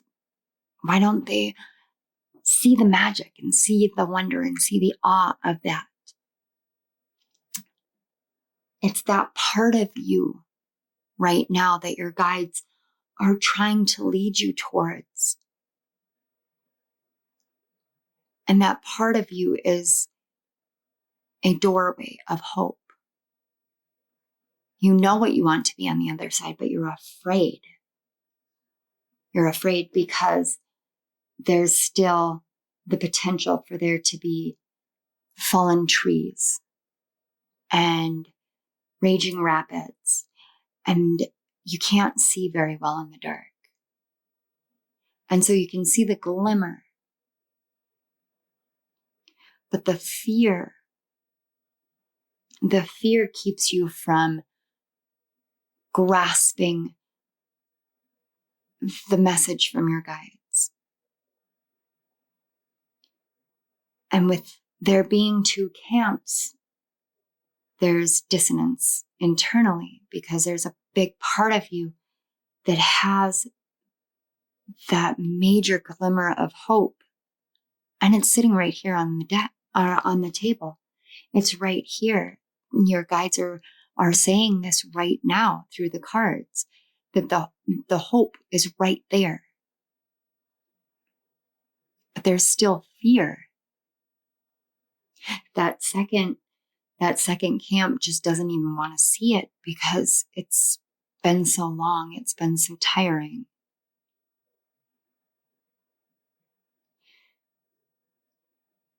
Your guides want you to understand you've been moving through tornadoes, towers, chaos. And while we move through chaos, we go through growth because that's what they're there for. But we don't see the growth. We see the chaos. We see the mayhem, the madness, the confusion. We see the pain, the losses. We see the brokenness. Every time we have that, it's like watching a flower slowly die. And yet, flowers bloom for a short amount of time. Just like going into that sliver of light in between. Flowers, they have their day in the sun and then they wither. What happens afterwards, though, is what's left. And think of the flowers as hope, as creativity, as love, as happiness, as peace, as patience. When the flowers and when their petals fall, then what is left is the seeds for the next growth period. Just like a dandelion, and you pick the white, fluffy ball of dandelion and you blow on it. And I don't know if you guys had a dad who was like mine about the grass, but he used to yell so much about don't blow the dandelions at the yard because it's spreading seeds for more dandelions to grow. Every time that you have gone into one of these slivers in between healing, what you're not realizing is the light seems shorter, but the meadow has expanded. Your growth is in the flowers, and they are now blossoming. But as they blossom, the seeds from so many journeys are growing at different rates. And so as there are blossoms, there are some that are dying. There are some that are newly sprouting because you have done so much for this growth to occur that you are at multiple stages in multiple places in your life. This is what an ascension process looks like. It's a very metaphorical example of how it is to go through ascension. And not everyone's soul has signed up for this journey that you are on. Some of them have signed up for a little bitty awakening and then a big reward afterwards. And that's not because their souls are more advanced. It's not because your soul is more karmically encumbered. It is because your soul has chosen a path of resistance.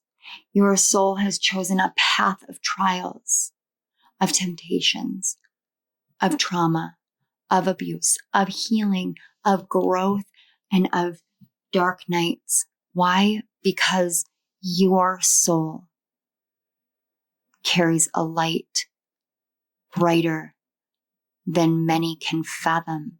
And that's why you have been walking through the darkness for so long, because whether you see it in the moment or not, you are a spirit guide.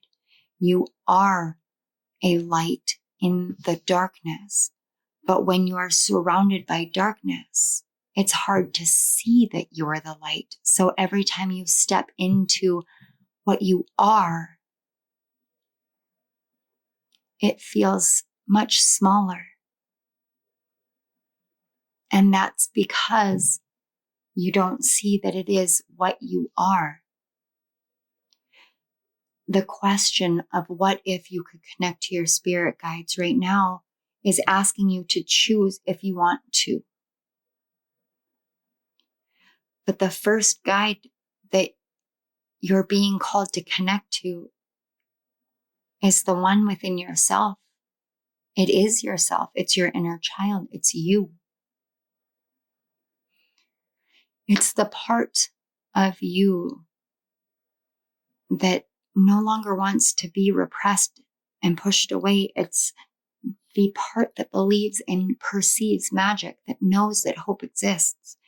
It's that part of you that is ready to move into this fecundity, this fertility, this creativity, this washing away of what came before to move into what is the truest part of you. And that is this beautiful, brilliant light right here, this abundant, joyful light. Can you believe that you are lucky? Can you hold the hope that you can move in a way where you've seen so much and now you're ready to experience the opposite of everything that you have? Because this world that we live in, the reality we exist in, what we define as tangible in this world, is determined by our perception. And our perceptions are determined based off of our hope and our faith, and especially in ourselves. So let's take a look at the mindful messages here for you guys. Nurture. It's okay to want to stay home and be alone. I deserve days to myself, days to relax and simply be. I honor how I feel and take this day to do the things that feel nurturing to me. Every moment that it feels like you've spent so much time in the dark doing all of this work and you feel this exhaustion, this tiredness, because you're the light for so many, you deserve days to compare. You deserve days in recompense so that you can nurture yourself the way that you have been nurturing others, even if you haven't seen how much you're nurturing others, even though you haven't experienced fully the tangibility of it. When you understand that you deserve this nurturing, this dedication to self, taking the time to do the things that are just normal human things, watching a movie, eating a bag of, I was going to say M&Ms, but I heard Snickers, playing with your animals or your children, or, playing video games, playing your guitar, playing your instrument, whatever it is that makes you feel youthful and creative, but not overwhelmed by the spiritual life and the healing journey. You deserve those days. And it's up to you to give that to yourself. And if you still feel as though you need permission, this is your guides coming through it and saying, we've been trying to give you permission. The fear, the two camps, they haven't been open to hearing, but we want you to nurture yourself because it gives you more days in the sun. It gives you that rain to wash it all away and to nourish and to nurture all the fertility and the verdant lands that you are standing in. See, infinite creativity. At any moment, I am able to tap into an infinite source of energy and creativity within me. Unique ideas flow through, each one capable of blossoming into beautiful creations. This is about giving back to yourself and allowing yourself the freedom to create whatever you want. If you want to finger paint with is it tempera paint or tempera paint? Tempera paint? I think it's tempera paint because tempera is like a breading. With tempera paint like you did when you were in kindergarten, do that. Give that to yourself. You deserve it. That's a great way to nurture not just you on your journey and not just your creativity, but also your inner child. It's a return back to the simple, the magical. All right, so now we're just going to get some messages from your guides. We have the Princess of Wands. This is about you allowing yourself to, she's got fire in the back with this tapestry. It's burning away the image of what you believed was what was meant to be and who you're meant to be, and allowing for an expansion to happen. Look, there's just a sliver of the moon, but that little sliver of the moon is what's missing here with the hope. You have it within yourself. You have that missing piece. Everything that you think that you've been searching for in the healing, you've already contained within you. So allow for what has been blocking this magical essence, this youthful essence within you, this youthful inspiration to be burnt away, purified in fire, hydrated or replenished through water, through rain. Let yourself really feel the fertility that you contain within, that fertile, verdant, creative fields that you have. Yes, the Wheel of Fortune. I actually sensed this particular Wheel of Fortune as soon as I picked up the deck, because this is about you moving into a new phase. When we have the Wheel of Fortune, it's about the turning of the wheel, the changing. It's about accepting this new chapter, this new journey, this new path. And what you've experienced before has been much like being broken open from the inside out. And so while, yes, the old cycle of dark nights has become familiar, it was never meant to be your comfort. It was only meant for your growth. Now it's time to let creativity in, let passion and inspiration in, because it's time for you to see that you're the painter, the artist, the sculptor, the creator of your existence. And now is the time. And your guides have been here telling you fate is on your side. Destiny is on your side. Luck is on your side. You have to believe it. You have to choose to believe it. Only you can.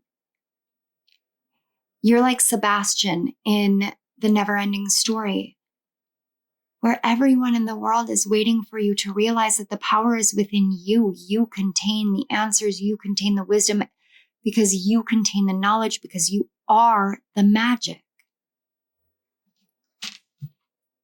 Yes, the star. You are the magic. You are the weaver of your destiny. You have this enlightenment. You have this beauty, this brilliancy. You have it all. It's within you.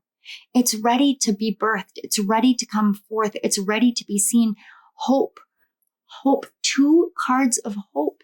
That is what would happen if you allowed yourself to trust your guides and know that they're here to open these verdant fields. Knight of Cups, to bring you into a new phase within your heart, a phase in which you know who you are and why you're here and what you're here for, and you're here to expand, to experience, to feel love, to be loved, to be loved.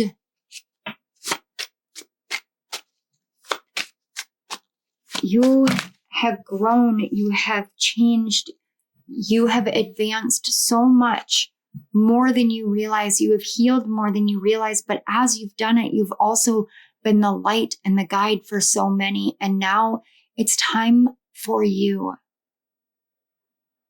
It's time for your light to be for you, not for other people. We have heart chakra affirmations. I am worthy of love. I just heard, say this to yourself. I am worthy of love. I am worthy of love. That is the nature of affirmations, for you to tell yourself, to remind yourself, to believe that you are truly worthy of love. We have the sacral chakra with yoga poses. Mindful breathing with yoga poses can help release tension in the body and mind. Poses like bound angle, squat, goddess, and happy baby restore balance to the sacral chakra. In case you guys want to screenshot that and Google those yoga poses, that was for you. We have root chakra affirmations. The earth supports me and meets my needs. Everything, this is why the verdant fields keeps coming through. This is why fertile lands and growth in the meadow keeps coming through. The earth grows your lands, your fertility. It grows it in abundance so that you are taken care of, because you've done so much taking care of others.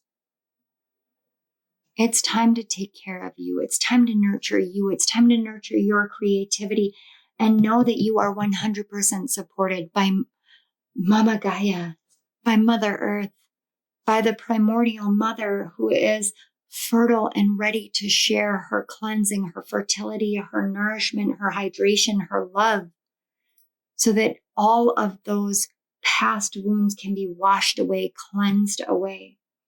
Finally, we have the root chakra, Muladhara. This chakra is located near the perineum and establishes us on the earth. It is associated with grounding, deepening, and connecting to the environment. This is 2 areas of feeling safe and secure in your emotions, in your heart space, in your ability to love and be love and receive love. Your guides love you. If you trust, if you open your heart to your spirit guides, you will feel that love. I can feel that love. It is so deep. It is so profound, and it is unending. And they are so honored to guide a spirit like yours, a soul like yours in this life, to guide the guide. They're honored. On the back, oh my gosh, we have strengthening the root chakra. If you struggle with sitting meditation, you could try walking meditations. Mindful walking can help to deepen your connection to the earth through your body. You could try mindful walking on grass, sand, or dirt, while barefoot to recharge your energy with the earth. This can also mean spending more time in nature and reconnecting with the earth. All right, we're going to get just some closing energies, but a lot of it is about remembering that you are safe in this life. And when you have been traversing the dark night for so long, the root is what needs the nourishment. And when we heal from the root, that's when we are able to better see the magic. Just like we have to pull weeds out by the root, we too also have to nourish the root, because the root is the core of the growth. So we have Mars, competition, action, and willpower. You've been taking so much action. You've been moving and moving and going and going.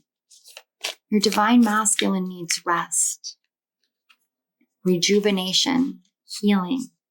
It's time. Ascendant, appearance, first impression, mask. There's no more need for a mask. When you trust, there is safety. There is safety right here. This safety is here. Then we have lunar eclipse, culmination, release, and illumination. Exactly.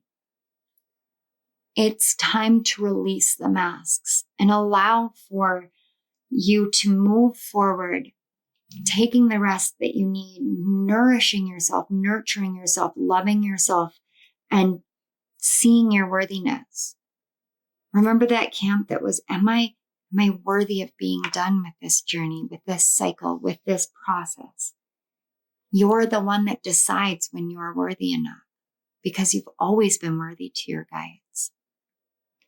Finally, we have the third quarter moon, breakdown, readjustment, forgiveness. You give forgiveness to others so simply, so easily.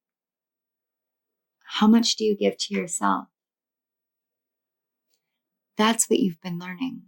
Forgiving yourself for every time that you have moved rashly, that you have put a mask on and fought through. It's time for the release. Forgive yourself for not understanding. Forgive others for the pain. Forgive all of it and let go. Forgiveness is not about excusing anything. It is about releasing yourself from the cords and the ties that bind that aren't meant for you, the things that tell you that you're not worthy, that you're not enough, and that you haven't done enough. That's what's ready to be released, to be forgiven, so that you can move forward, so you can feel that illumination, the culmination of all of this cycle ending, so that you can move forward confidently from the heart. All right, pile 3. I love you guys so much. I can't tell you. First of all, thank you. I'm honored to have you on my channel. I truly am. I truly pray that this aids you in your journey moving forward, that you see what a light you are.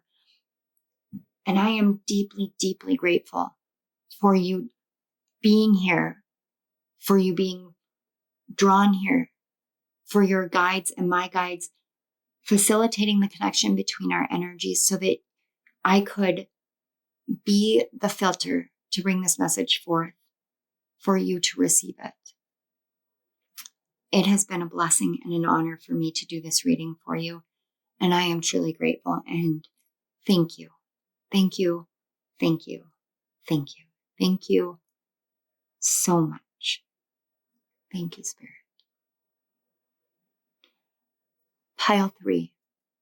You guys, if you're not new to my channel, you know that the closing is where I say, if this resonates, if you guys are feeling inclined to doing an equal energy exchange, no pressure, no big deal if you just don't feel it right now. If you are, really easy ways, watching the ads before, during, after my video, liking the video, commenting, subscribing, interacting with my channel. It's a beautiful way to keep our energy connected so that we can continue to collaborate on these readings, so I can bring them forth for you and aid you in your journey and be a part of it. And I'm honored.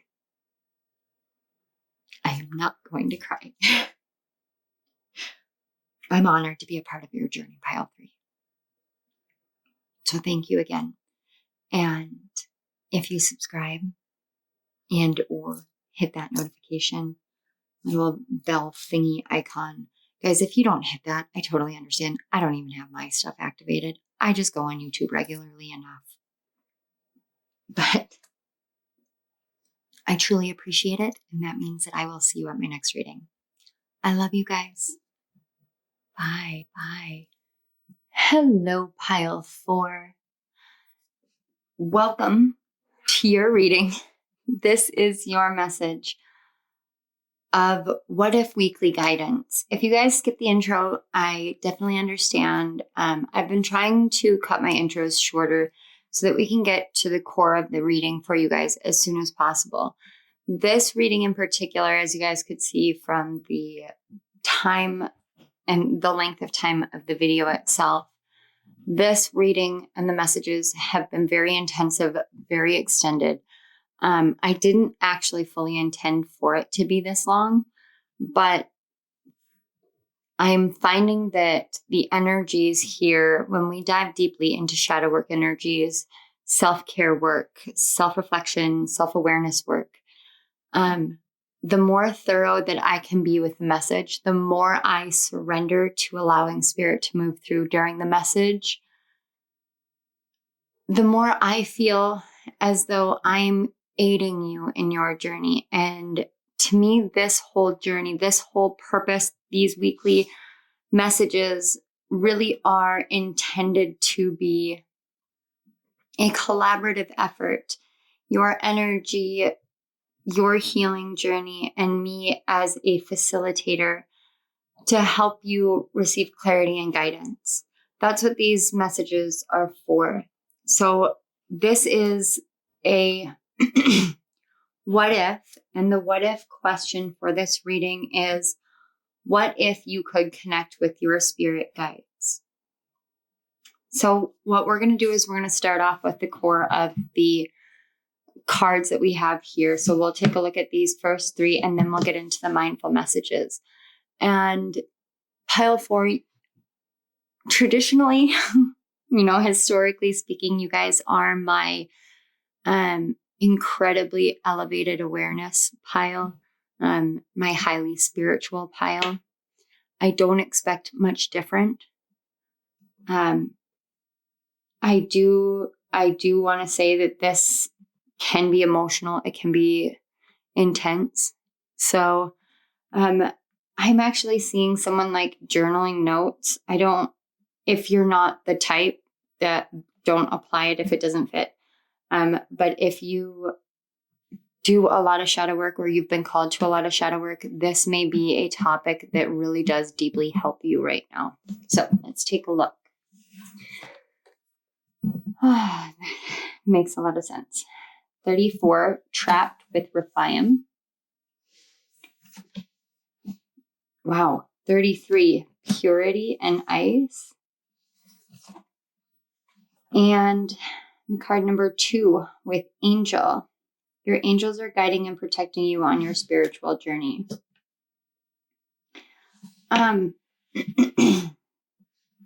The first thing that I heard is trapped in the past. Right now, you may be trapped, feeling as though you're not necessarily yourself. It's like you're trapped as two different versions of yourself. And what I keep hearing is trapped in the past, especially when this purity and ice came out. It's like you want to put the past to bed. You want to purify what happened back then. But every time that you try to tap into it and put it to rest, purify it, cleanse it out, there's a part of you that feels as though you get trapped within that coldness and the cage of what came before. With Rephiam here, and this being in the realm of what if you could connect to your guides, more than anything right now, what this is telling me is that one of the reasons why this would be a question, this would be a hesitance, more than doubt, more than insecurity, more than fear for you, it's a hesitance to connect. And it feels a lot like shame. And with Rephiam here, this is the Wisdom of the House of Night deck. And the character of Rephiam had a lot of shame because he was the product of rape. He was kind of, I guess we might call him or consider him something like a mutant. He was both a bird and a boy. And he did very depraved things in this book series for much of his life. But it was because that was his conditioned belief of how he was meant to be. He carried all of this shame and guilt over the fact that his birth caused his mother's death, that his father was an immortal being who was not evil, but he had fallen into the pain and allowed for pain and anguish and jealousy and rage to fuel him into taking actions that were out of characteristic for what you would expect a god and an angel to be and to do. And so this is someone who is tied to that, and he has truly done horrible things. However, he also found his saving grace in being loved by someone who understood what it was like to be different, to have those urges, to do those things, and to consciously choose every single day to forgive yourself. Your guides right now, they don't want to push. And our spirit guides will never really do that. They'll never push for us to connect to them. They'll make themselves known. They'll let you know, hey, we're here. We care about you. We want to connect with you. And they'll do that in a multitude of ways. And you'll have guardian angels, just like this card says, that are always there protecting you and guiding you on your journey. But when it comes to your spirit guides in particular, it's kind of like when you think about the mythology of a vampire, they need to be asked. They need to be invited into your life, invited into your journey, invited along on the ride. They're there, they're around you, but in order for them to aid you, you have to be willing to invite them in. Now, if there's resistance because you feel guilty or feel ashamed of the past and your actions in the past, one of the biggest lessons here is learning that you're the one that has the power to put it to bed, to put it on ice, to purify it. You can be purified and you're worthy of being purified. You don't need to remain trapped in this shame and pain and emotionality of I have to be separate. It's almost as though you're trapping yourself in a cycle of punishment that doesn't need to be there. It's not that you're being punished by others or others are intentionally attacking you. It's a reactionary energy is what I feel. And it feels like it's something that is being manifested because you're on the outside and even in your conscious mind, this may not be something that you're fully aware of, but in your unconscious and subconscious mind, so you may have been having a lot of dreams of you being stuck, trying to get out of a house, running a marathon and kind of sledging through like thick water. I'm actually seeing like asphalt turning to quicksand. Trying to get somewhere or get out of somewhere. And it's as though there's something chasing you, someone chasing you, but it feels like the past chasing you. And if you engage with what's chasing you, you find yourself launched into another scenario in which you're going through a similar situation from the past applied to the present situation. So it's kind of like infidelity dreams with your current partner, where your current partner is not actually being unfaithful, but a past partner may have been.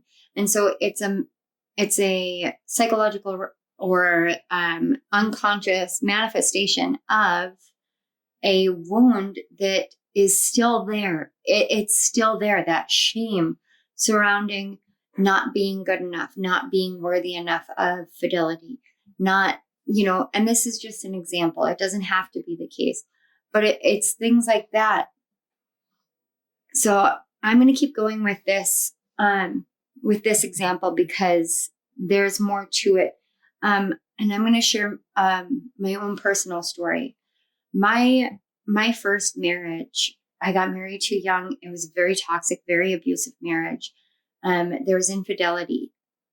I retaliated and was unfaithful myself in the marriage. It was, I figured, I'm going to leave him. It's going to be this, it's going to be that, whatever, like it's all just mindless justification in my opinion, what I did.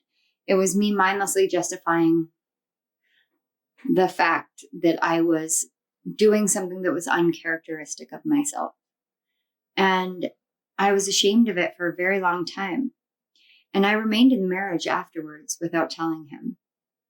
I walked away from the affair and everything, but I still put myself through 3 more years of a toxic, traumatic, painful, abusive relationship that ended with his infidelity for the, I want to say, 6th time or so in our marriage.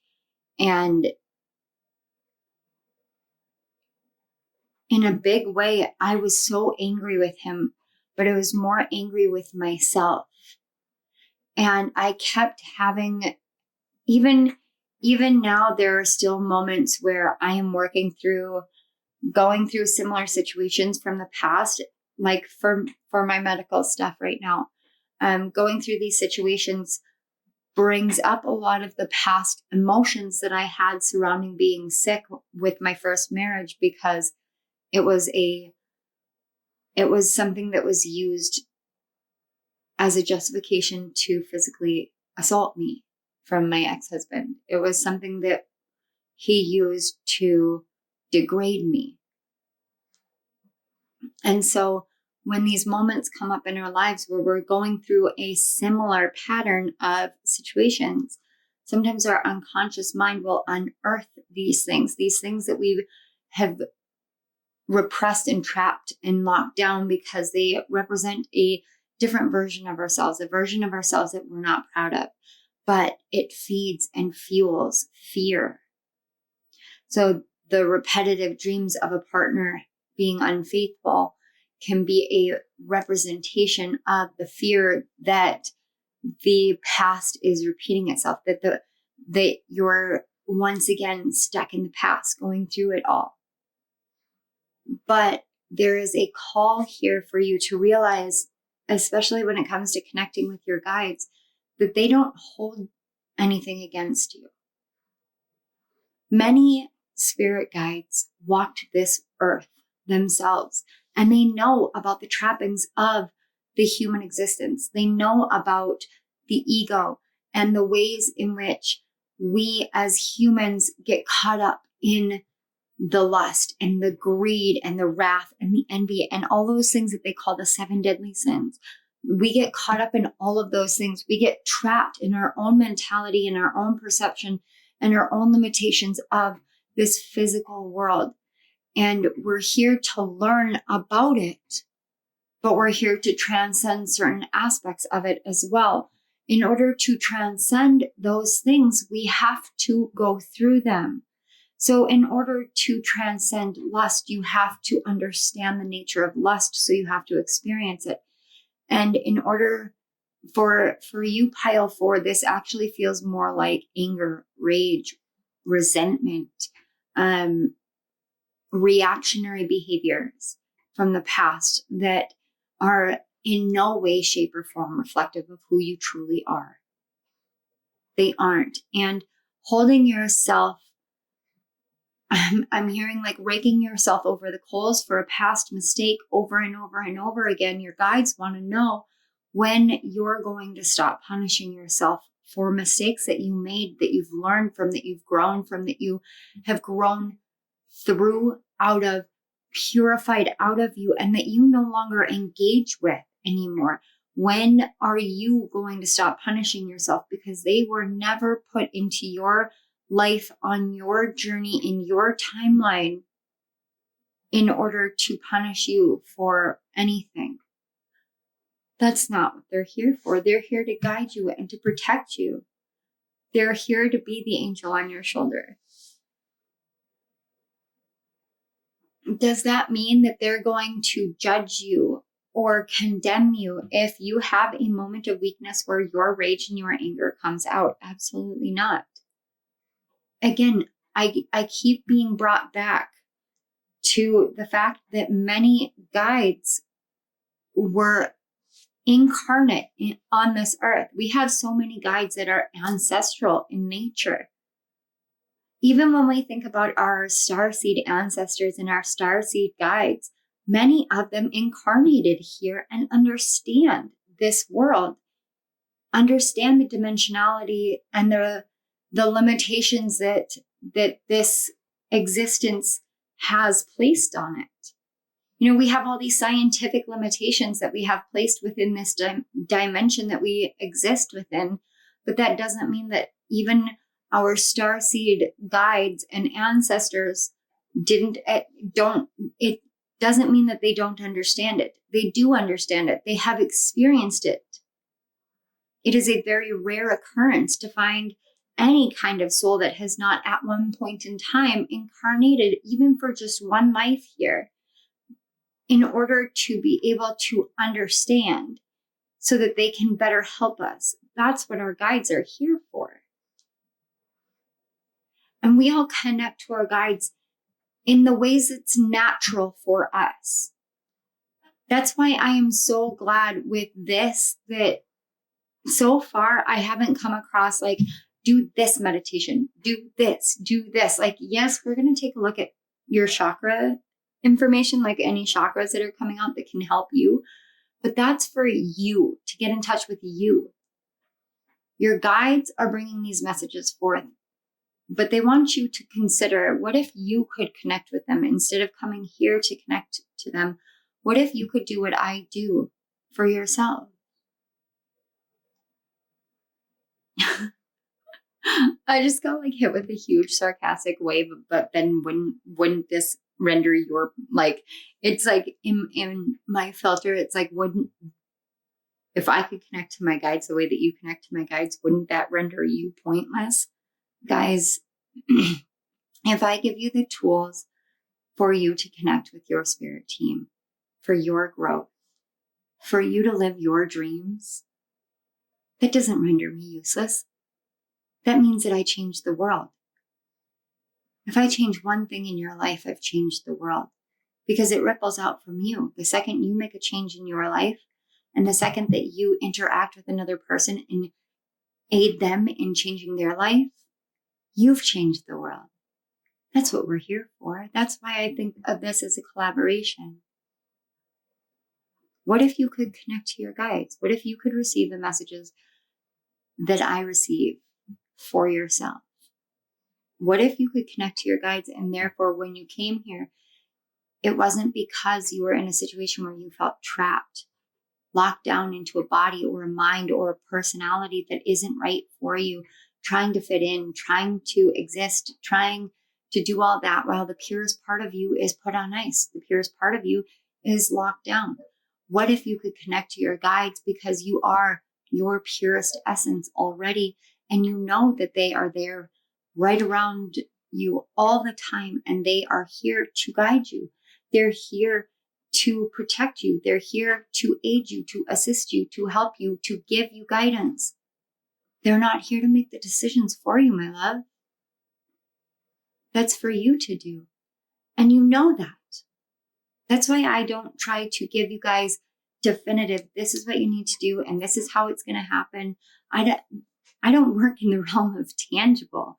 I might give you guys tangible steps, like go journal, go take a shower, try this in your shower, whatever, and then tell you, go ahead and adapt it. Make it your own. Make it something that's unique to you. But I'm never going to tell you, you have to do this, and this is exactly how things are. they have to play out and they are meant to play out. And I don't work in definitives because there's nothing about this life that is definitive. Absolutely nothing. If going through a cancer scare has taught me anything, it's that this life is fleeting. The experiences that we have in this life are fleeting.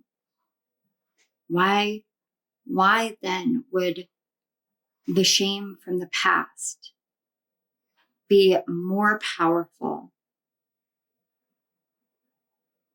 than the growth that you have gone through from that and the purity that you come to the present moment with? And you can try and argue all the time.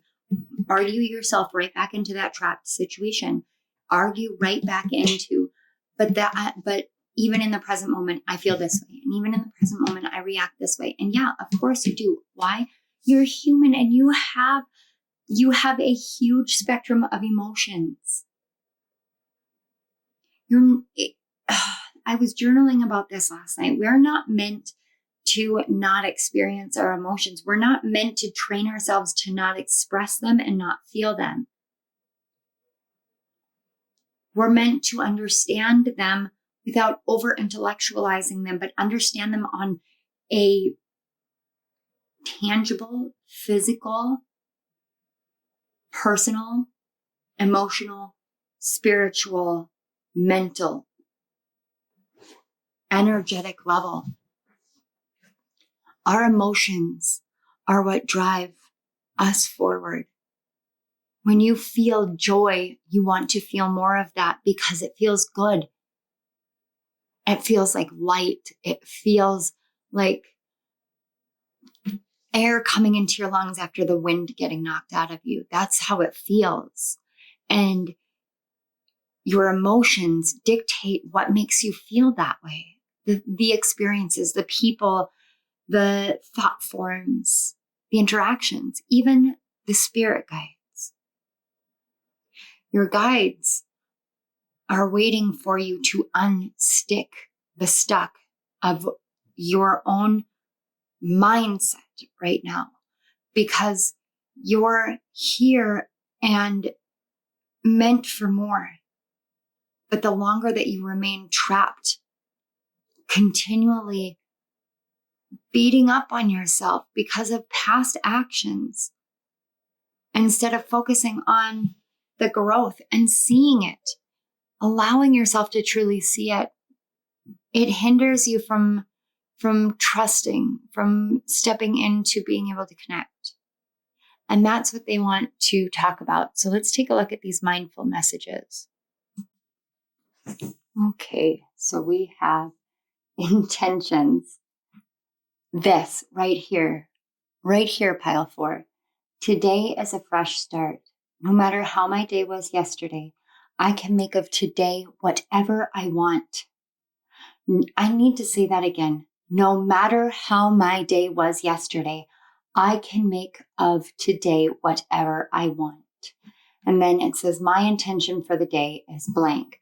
Write it on a sheet of paper, put it on like a Post-it note, put it on your fridge, put it on your bathroom mirror, put it on your front door, put it in your purse, in your wallet, so that you see, this is my intention. And you remind yourself of that so that you remember at every single moment on this journey in this life, every single moment is a brand new moment. That means that every step forward leaves the past in the past, and you don't have to remain stuck there. No matter how my day was yesterday, I can make of today whatever I want. What if you could connect to your guides? Your guides would help you remember this on a regular basis. They would bring you small reminders of what it means to grow. I'm seeing butterflies, hummingbirds, crows. For some reason, I just saw a bat, like the animal. I was going to call it a bird. The animal. Rabbits, foxes. I just saw a badger. That's very interesting. But apparently they talk to you with the animals around you.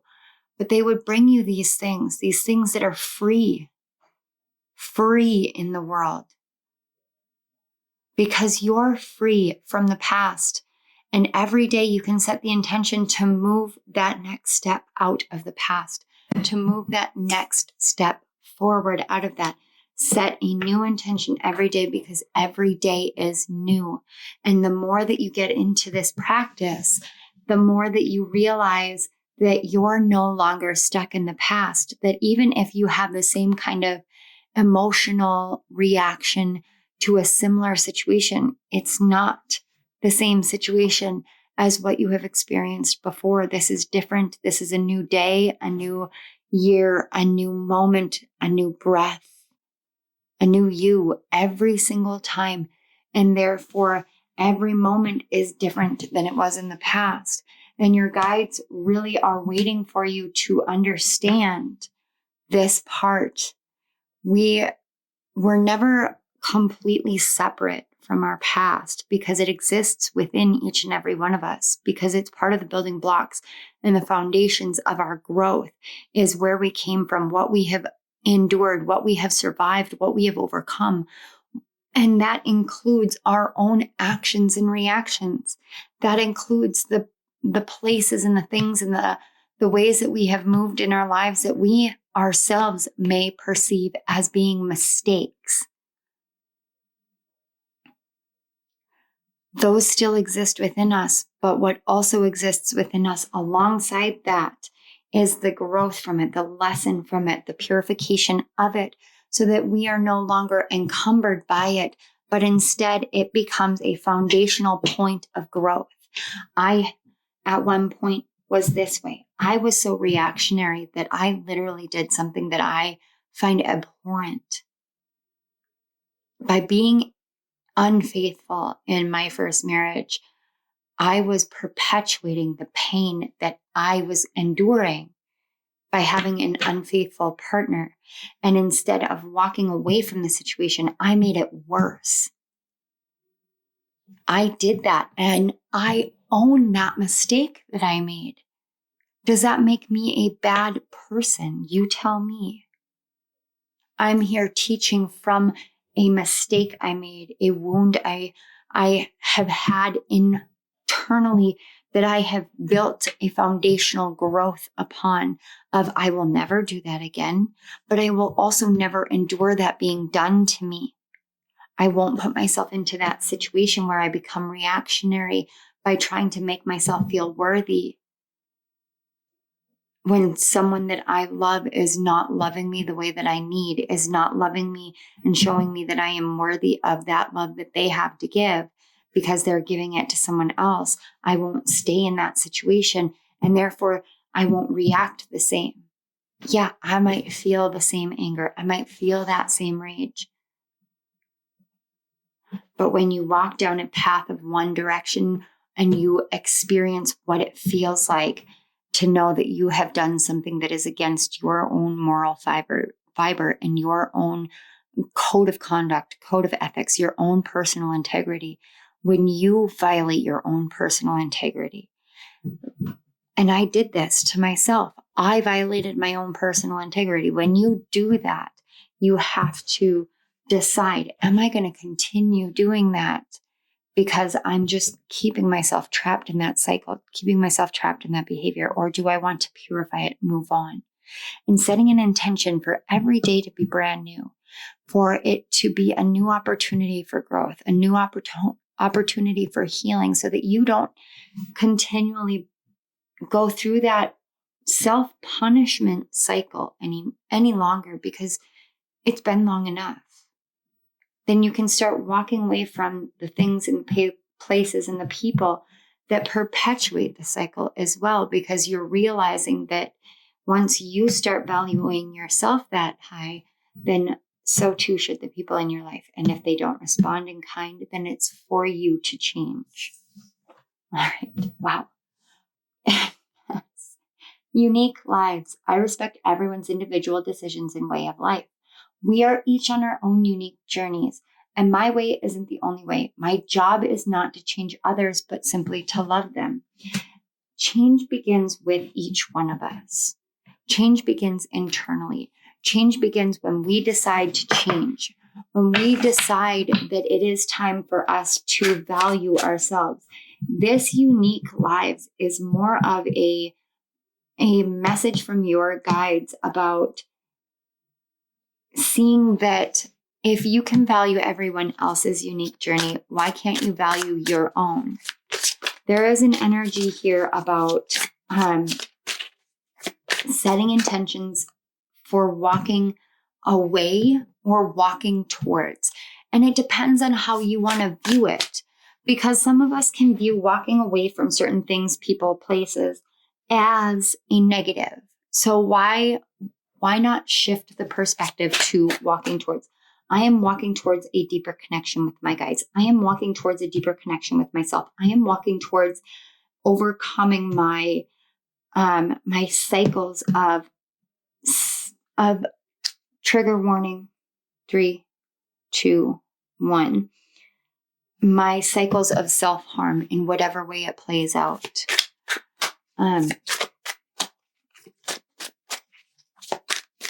Choosing that, choosing a new phrasing, choosing to see that you have this beautiful light, this beautiful uniqueness that is meant for you.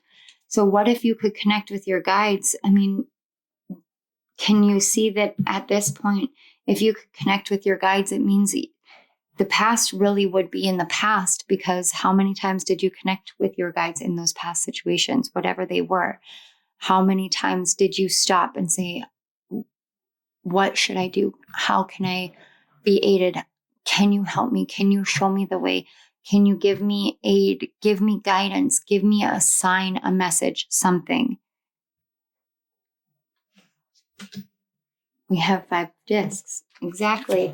It's putting it to rest finally, this lack, this limitation, this pain, this anguish, letting it decay in a natural way out of your life so that it can be put to bed so that you can go through this transformation. Look, this is both very, very powerful unification energy. We have the Death card.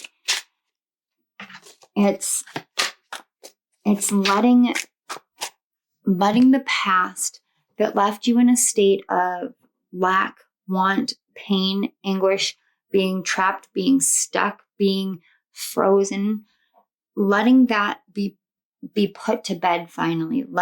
Essentially, I'm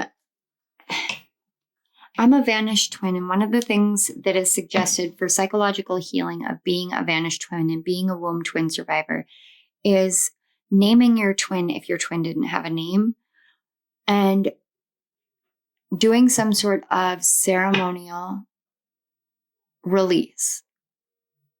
You can get an item that represents them and bury it. You can do a burning ritual. You can do something like that.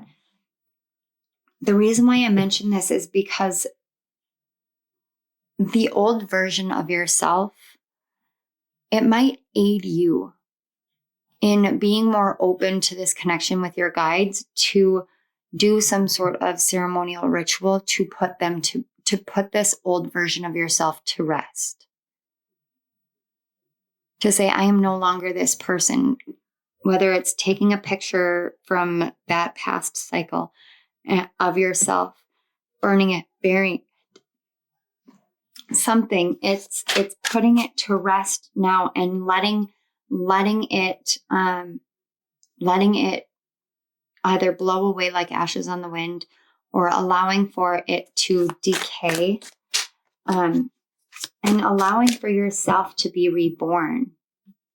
It's time for the flower of life to be reformed within you, and for you to grow into a new version of yourself. We go through many, many deaths in this life, whether they are internal or external in some way, shape, or form. We go through many death cycles in this life. And some of those cycles are harder than others to complete. And sometimes we have to think about how we as human beings in this human existence, in this life, how we celebrate a life when it has passed into the next realm. How do we celebrate when someone that we love has passed? And when you think about it in that way, how can you recreate that as the past version of yourself so that you can give yourself this new start, this new rebirth moment in your journey in your cycle into a new cycle, so that you can see that for every death, there's a rebirth. For every birth, there is a death. And we go through over and over and over again, but it's allowing. I'm noticing the watercolor in the back is very, very similar, but in this one, there's no structure to it. But in the death card, the flower of life has been put into it. And so it's giving structure, giving birth to what came before. So whereas there's nothing, it moves to something. And so this is asking you to give yourself the flower of life. Give me one moment. Let me let you know. Hi, sweet girl. Hello, my sweet girl. Say hi. Hi, big boy. Oh, God, I know. Okay, down you go. All right, and finally we have the Five of Cups. Look, you have death being surrounded by sadness, by grief, by loss, by lack, by decay. This is, I really like this Five of Cups in particular because there is one cup remaining. All the other ones are being poured out. And because we have the pentagram here, this cup at the top of the pentagram, it is representative of spirit. So there is one cup remaining, and that cup is spirit.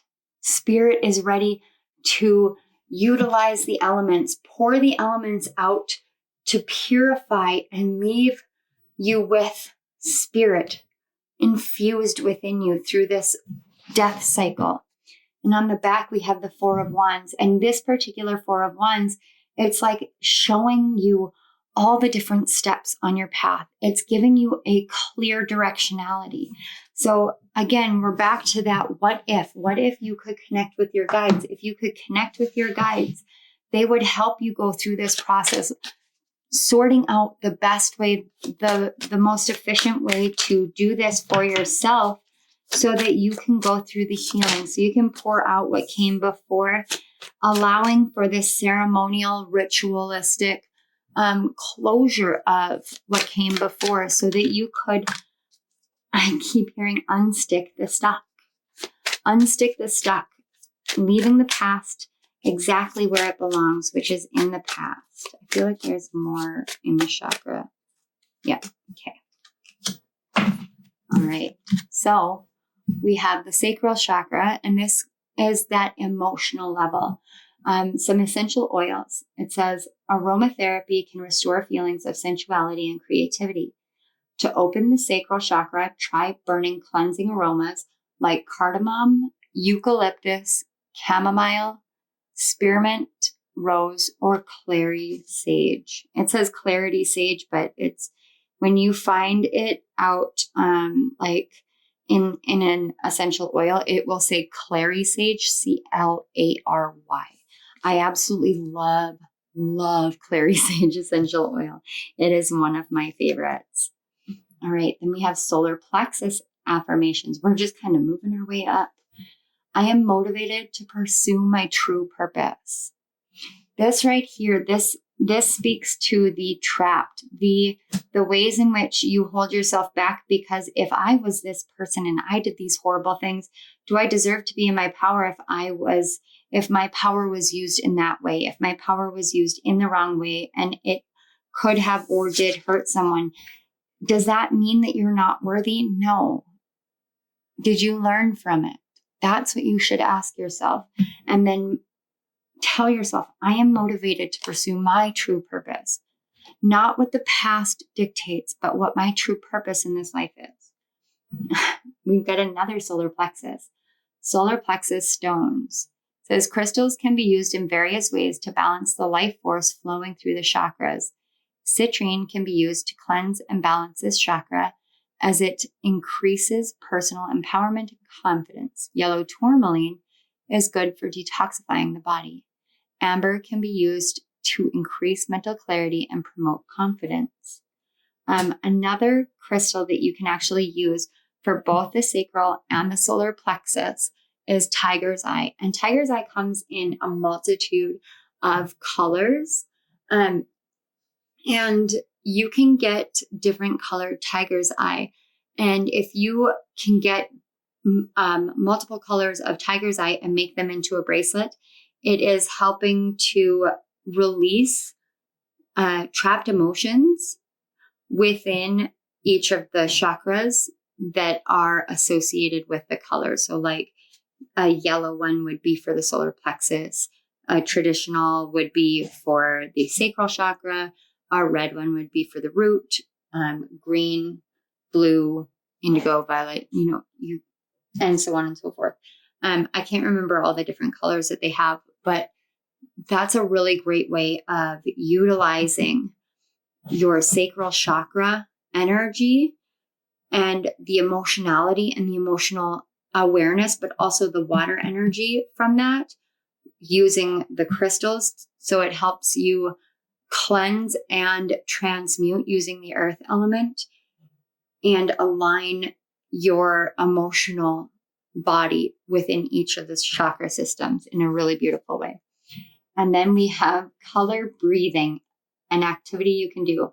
Choose your color according to the chakra you wish to balance. If in doubt, you can choose a rainbow of all colors or just use white. Step 1, make yourself comfortable, whether sitting or lying down. Close your eyes and bring your attention to your breathing. Step 2, visualize your color. If you're struggling, choose an object of that color. For example, grass for green. Step 3, breathe in the color slowly. Imagine this color spreading to every part of your body. Notice the sensations. Take as long as you need. When you are ready, start to bring your attention back to the here and now. Opening your eyes, take a couple of deep breaths and notice how you feel.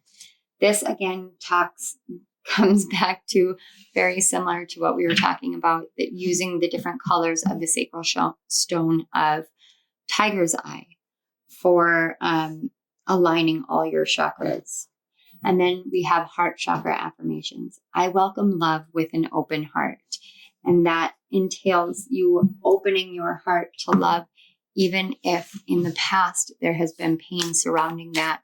And even if those pains have been based off of your own actions in this life. All right. So some astrological energies. We have the 9th house, which is ruled by Sagittarius. Sagittarius is ruled by Jupiter, and it's the house of philosophy, spirituality, knowledge, but it's also about faith, belief. And on a personal level, it is how you believe in yourself and how your self-belief actually dictates your philosophy on life. And then we have the 8th house, which is ruled traditionally by Scorpio, which is traditionally ruled by Mars, and the modern rulership is Pluto. We have metamorphosis, death, and rebirth. And yeah, the death card is Scorpio energy. So there's a lot of Scorpionic energy here. And then we have Saturn. I'm not surprised to see this. Discipline, obstacles, and boundaries. If you think that it has been Saturn holding you back, trapping you, punishing you, Saturn is coming forward here to let you know that that perception is really just about yourself.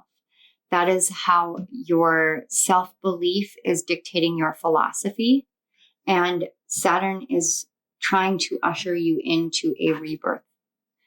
All right. And then we have solar eclipse, creation, intention, and potential. And this is why. So if you could connect to your guides, it would help you to understand how to utilize your personal power and how to use it to forgive yourself. This next steps to take, where you want to shift and purify within your own belief system of yourself and your ability within this life. They're here to help you move through into the next cycle. And in order for that to happen, there needs to be a falling away. And they're waiting for you to connect. All right, pile 4. You guys were the longest ones yet. And I'm not at all surprised. I am so unbelievably honored to bring forth these messages. I want to say thank you so much. I know how intensive these messages are. And I've been so hesitant to do shadow work messages, but this is amazing. And I'm so glad that you guys chose to do weekly guidance messages and give me the grace and the freedom to adapt those in the ways that are natural and right for me and my gifts to aid you. I love you guys so much. I want to say thank you again. Thank you to your guides, my guides, Spirit, for facilitating the connection between our energies, for aiding in these messages being flowed through so smoothly, purely, and with such beautiful intention for growth, for awareness, and for really coming forth out of those shadow moments and seeing the truth of each and everyone's light. I'm so honored. So thank you so much, Spirit. Thank you. All right, pile 4s. I love you guys. If this resonated, please hit that like button, subscribe to the channel, comment in the comment section below. These are all ways of returning the energy, giving an equal exchange of energy, helping support my channel, helping these messages reach the people that they're meant to reach. And it also is, it deeply impacts me every time I get to interact with you guys. And I know that I have reached a part of you that helps you feel seen and heard and understood and loved. That is what I am here for. And you guys fill my heart. So thank you so much. Okay, my loves, I will see you at my next reading. Bye.